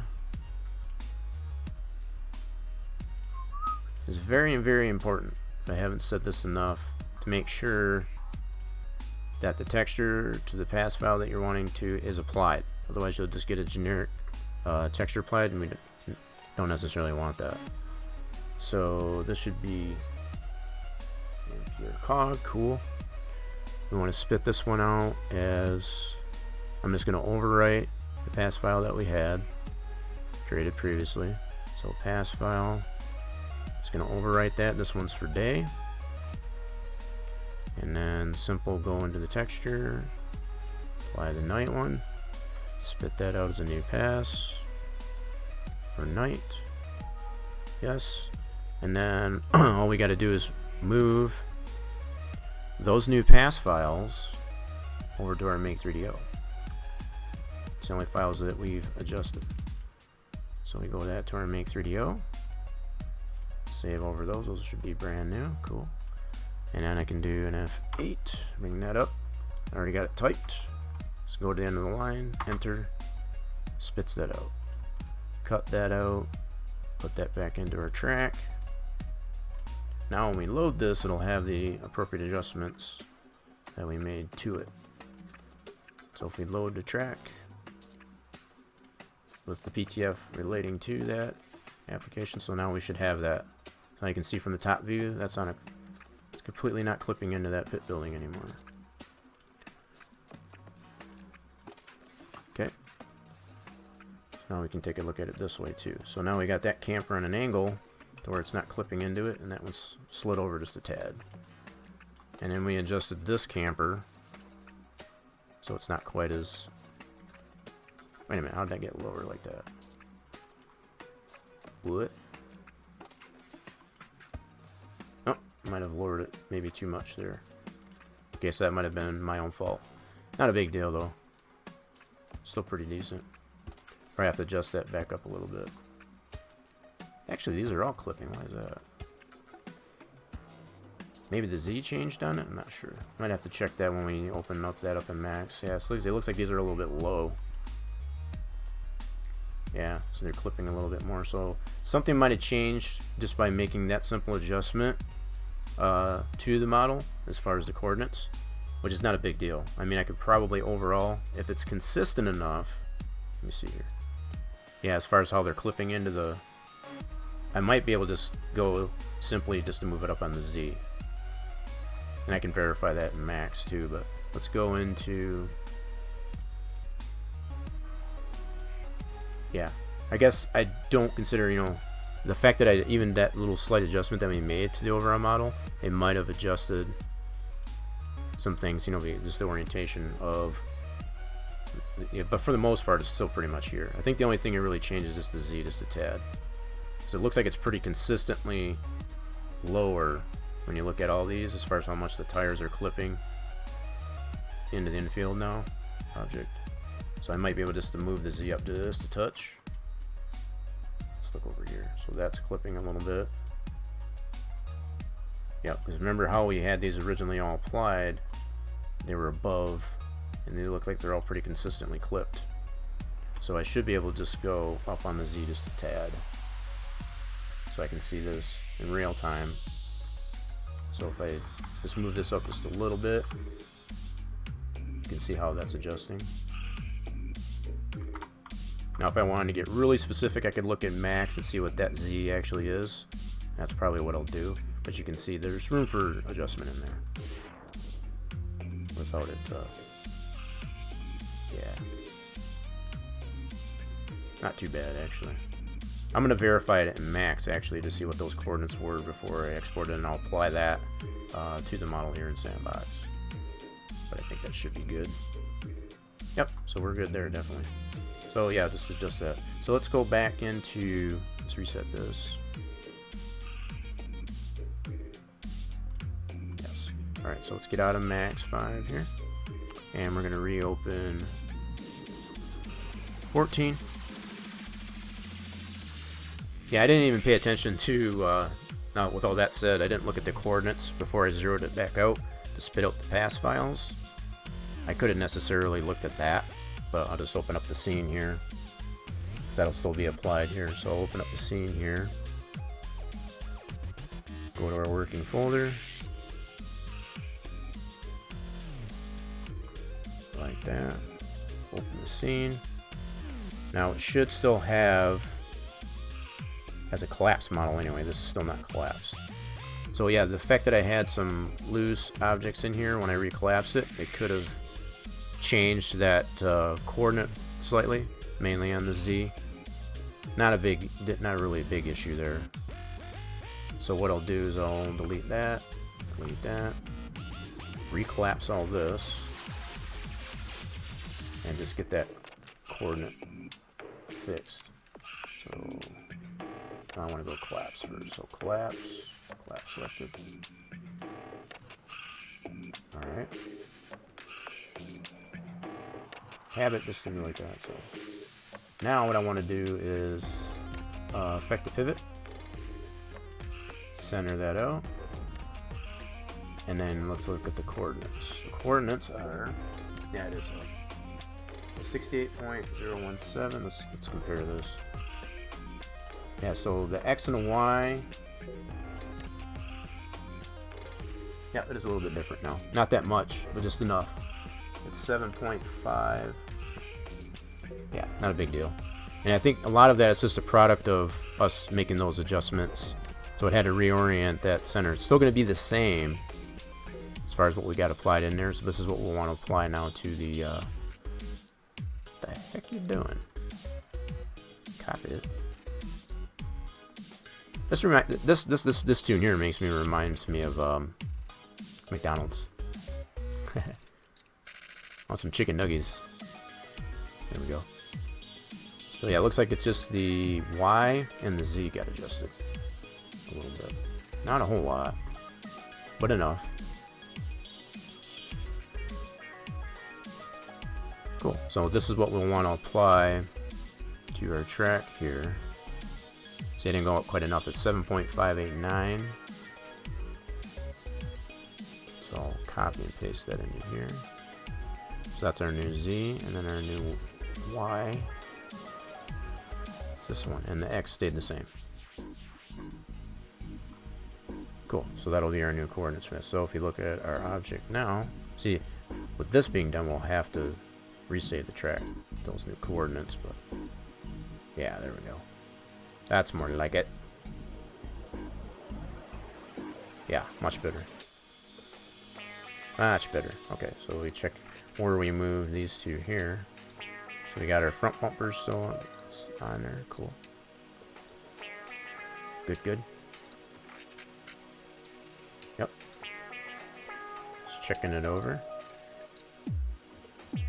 Very good. So we've now have a custom made. Now the other things we can check right in Sandbox here. I'm going to switch over to, let's minimize that. Some of the things we can check based on our script that we applied to this model. Let me zoom this out. Click out of that. Go back to geometry. What we can do is we can check some state variables. So weekend 0, it should go bye-bye. So that goes bye-bye. If we go to 1, it should still be gone. Should still be not present. We do get the trailers. Okay. And for race weekend, it's actually race session, they're now populated. So that works. So for population, we do have that switch in here as well. Type that in there. So for 2, that means everything shows. This is by depress of the O key within the sim itself. So a 1 is some objects. So that does show during that. And if we do 0, it should go bye-bye. As it does. Very good. So that all works. The other thing we do have, let's set the spec to. The other thing we do have in here is the night switch. So like if we switch to, this is the day version. If we switch it to a night track, that should switch out, which it does. So that works. All the functions that we applied via the script actually do apply. They work like they're supposed to. They're intended. Very good. So we got that all done. I think that's pretty much it. Now, depending on how much more needs to be applied to this infield, I know, as James had mentioned previously, we do have some towers or things by here by the pit entrance here that would probably go here. So until we get a lot of those things applied, will we find it necessary to adjust and add more campers probably to the track. So I think that's pretty much all that I've had to go over. I guess that's pretty much all I wanted to cover during this here is just creating a custom object, I guess, for a track that you're building in comparison to using the shared item. The shared item has obviously already been done. This is obviously just more custom. So if there is any more questions, I'll feel free to ask those as I kind of clean some of the stuff up here that I've got, and I will address those, I guess, accordingly. So I'm going to save this. Don't need that anymore.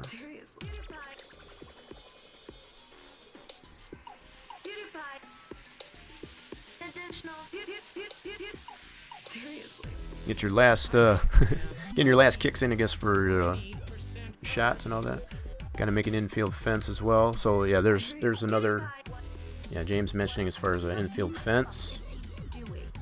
So whether or not that'll be applied as a 3DO, as a 3D object and or geometric. Guess that's something that can be, because that could be done either way. Just keeping in mind that most of your 3D objects for Enter 2003 anyway do not have a collision to it. So like if you do make like a 3D model fence, you'll still be able to drive through it. So that is necessarily something to take into consideration there. Yeah, I'm gonna make sure. I gotta make sure that I save this track too with this new coordinate, but I want to make sure I got it set it back to day track. So let's untick that. Doing okay. So that's back to day. I'm gonna save this again with those new coordinates, and I'm gonna go ahead and save this as a new PTF just to ensure that it doesn't bork. I guess the previous one I could necessarily use, because that was just a rather simple change. Be it the one object, be it this camper group. I could necessarily just overwrite, because there wasn't much involved with that PTF. It's always better, I feel, save it as a brand new PTF, so that way if something does bork down the line, you have something to refer back to and not have to reapply all the previous work's already done. So I'm going to practice what I preach as far as creating a new PTF for any time you make changes to the track, regardless of how involved it is. But I could have necessarily just left and overwrite this one to add that camper clock. So that's really the only thing that's been added to the track as it is here. I'll make sure, James, that I get this to you. So now you'll have that object. So all it is just the one 3DO and the two textures. So very minimal. And on top of anything else that you've got new to apply, I guess, to the track. We'll get that done. No, so this is the script. That's all been saved. It's been tested. This is all good to go. Oh, wait a minute. Oh, you know what? The only thing I did really change in this was the date. Because I based what I had in the hold on. What I did have in the Make 3DO was the original one for the shared. Yeah.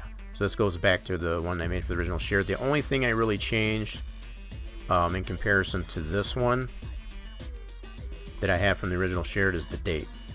That's why it's asking me to save it. Everything else is the same. The only thing I changed was the date. And to add this notation, I guess, that it is for North Wilkesboro. So I'm going to go ahead and save this one. This is in my working folder for my campers, so that's going to save that right here. Yep. So now this is saved as that. Cool. So I'll have this separate script, even though it is based on the same criteria as the shared item.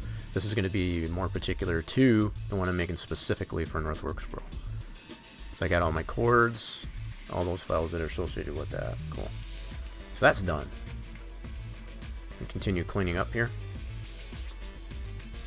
James is mentioning definitely 3DO for the fence. Okay.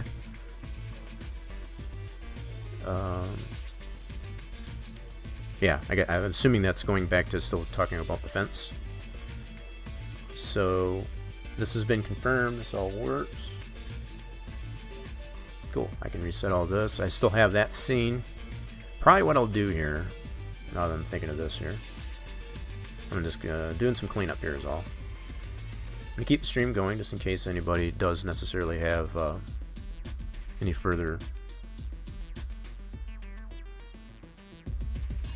trying to think of how I want to do this. Yeah, let's do this. Yes. I'm going to reopen that scene. And what I'm going to do is, God darn it. What I want to do is just set it up to where it doesn't have those individual pieces in here like that. That's all I want to do. So let's hide this for a sec. It's kind of what I meant to do, I guess, before that. But so you can see all these individual pieces that I have now that I adjusted independently. So I can just collapse that down. And this would be the same thing that I did as far as to recollapse it and recenter the pivot, so on. Oops, I missed this one. Somehow I missed that one, so let's do that. Collapse. And I want to rename this. I'm going to convert this back to an editable poly. So it's just a matter of cleanup at this point here. Just getting it set up so I have something to refer back to if we do have any further adjustments down the road. I'll name that. And then I'm going to recenter this pivot. Centered object. So that should be our new coordinates based on our new coordinates, and I can verify that here really quick. Just to make sure. See, now it changed again. Oh no. Interesting. So it did change again. Based on what I had. So there must be something in it. I guess I've noticed this before too. It's all depending on the direction to which you collapse. And what I mean by that, depending on if you take the bigger chunk and then select the smaller chunks that you want to collapse, it does necessarily affect how your coordinates turn out as far as when you repivot it. You know, when you reset the center it, because it obviously did change it again. So let me go back here for a second. I'm gonna go back here. Go all the way back to where I had these all independent, like this. So it does necessarily, seems to be anyway, and I've noticed this in other applications too, other ways I've done this. So depending on how you select this determines where it repivots. So for example, if I were to take these individual pieces, let's try this, let's just humor this, and then select this, then collapse it.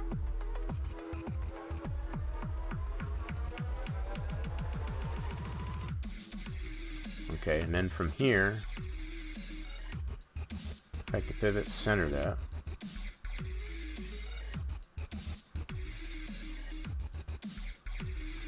Wow, that's way different. Yeah, that changed X, Y, and Z on that one. And that was taking the individual pieces and then the bigger chunk. It changed every one of these, and it changed the Y on this one a lot. That's interesting. Okay, let's go back here again. I've been wanting to kind of test this theory actually for a while, so it's probably good to go over this during the stream. So there is a difference between how you select your items that you want to collapse together. There's a definite difference as far as the coordinates that you necessarily produce when you recenter. So if I go this way, as far as to take the bigger chunk and then the smaller chunks, right? Actually, I want to turn that off for a second. I want to recollapse this. Alright, so if I do it this way, convert this back to editable poly, and affect the pivot, center. See, that one didn't move as much. See, now that's close. That's that much closer. So what I did was I did the bigger chunk and then the smaller chunks. That actually keeps it more. So there's obviously seem a definitely a hierarchy to how you recollapse. So if it's these individual pieces, this is what I observe.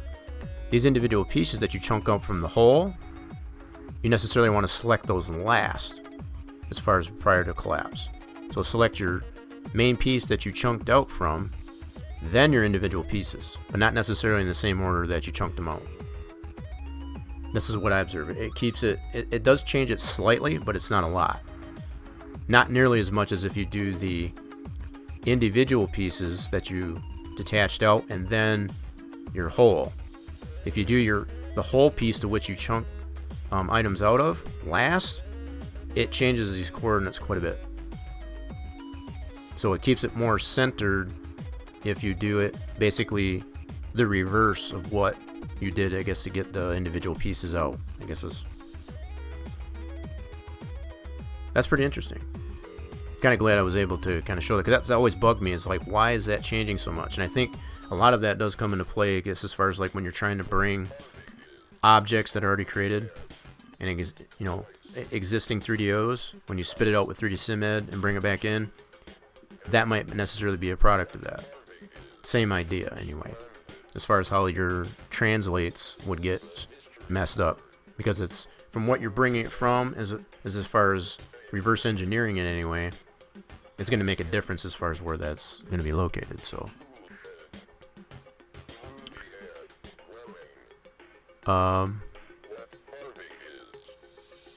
yeah, that's probably true too, Torch. But what I look at it from the standpoint is, what did you start off, as the whole, if that makes sense. That's probably another way to look at it for sure. But what I consider is like, where, this is what I originated from, this object, and what I pieced out was those individual pieces. So the individual piece would have to be selected first. So it does kind of coincide what you said. It centers off the first item picked. So if you're selecting these pieces that you did chunk out of the whole, yeah, it's going to throw that off as far as where it centers. So either way you look at it, that's the same. That's something that's always bugged me, and it's just like, why is it doing that? And it's just like, it makes more sense now that I actually go through it. So just things to keep in mind as far as like when you're chunking or detaching pieces of a whole object out there, as far as like how you reconstruct that, as far as collapse it back together. It is going to affect how your pivot is. That's the main takeaway I want to show from that. Anyway, obviously, select your main model first. The parts you want that it should keep the name of the, yeah, that one too. That's another thing too, and I kind of showed that too when I because I used, yeah, the way I selected them all, and basically took on the name of the first item that I selected. So yeah, it stepped on the name of my original piece there. I never really, up until now, I never really considered that. I just like, okay, that needs to be renamed. But yeah, there is a hierarchy, at least anyway, as far as how you reattach things, as far as either by collapse or what have you. So that's something I would, yeah, that's pretty cool. Kind of, just keep that in consideration. Just save yourself time too. So like if you want to maintain, I guess, a name of the objects without having to take the time to rename it, how you put it back together was going to make a difference to include, I guess, where your center of the object is going to be. So with that all said, I got this collapse how I want it. It's named how I want it. These coordinates are going to work. 0.7491. Let me, yeah, so that's going to be a lot closer to what it should be. It's not that much off. It's maybe like 100th off or something like that. It's not that big a deal. It's a lot closer than it was anyway. So let me unhide this infield. I'm going to save this. And this way I'll have something to go by as far as if we have any other adjustments to make to this later on, based on other objects that we'll put in the progress of this whole track. So I'm going to save this as that. There we go. So that's now saved. Yes. And we're going to get out of that. So now we have oh, sorry, my make A3D. I'm done with that. We are all through with this. We don't need this anymore for our make 3DO, so I'll clean that up. It's just a matter of cleanup now. So that's the two major chunks of cleanup anyway. We've got it applied to the track. We are good to go. We're sliding. We are moving on, hopefully, to bigger and better things. We're off this camper group now, as far as for now, at least anyway, hopefully. If there's any other adjustments to that, it'll be because we're applying new objects that require, I guess, that to be adjusted. But Let's go ahead and close this out.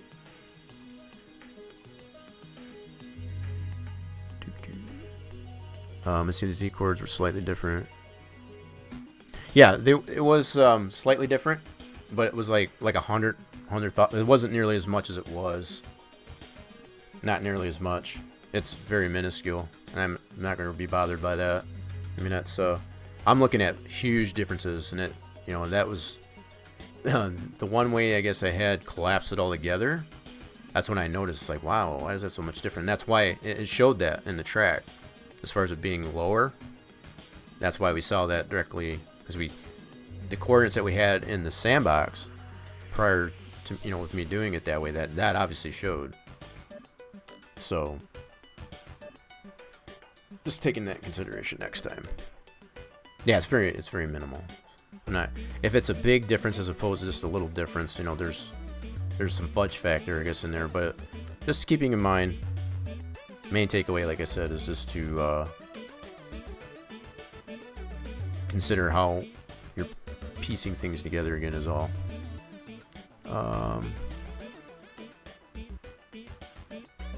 Okay.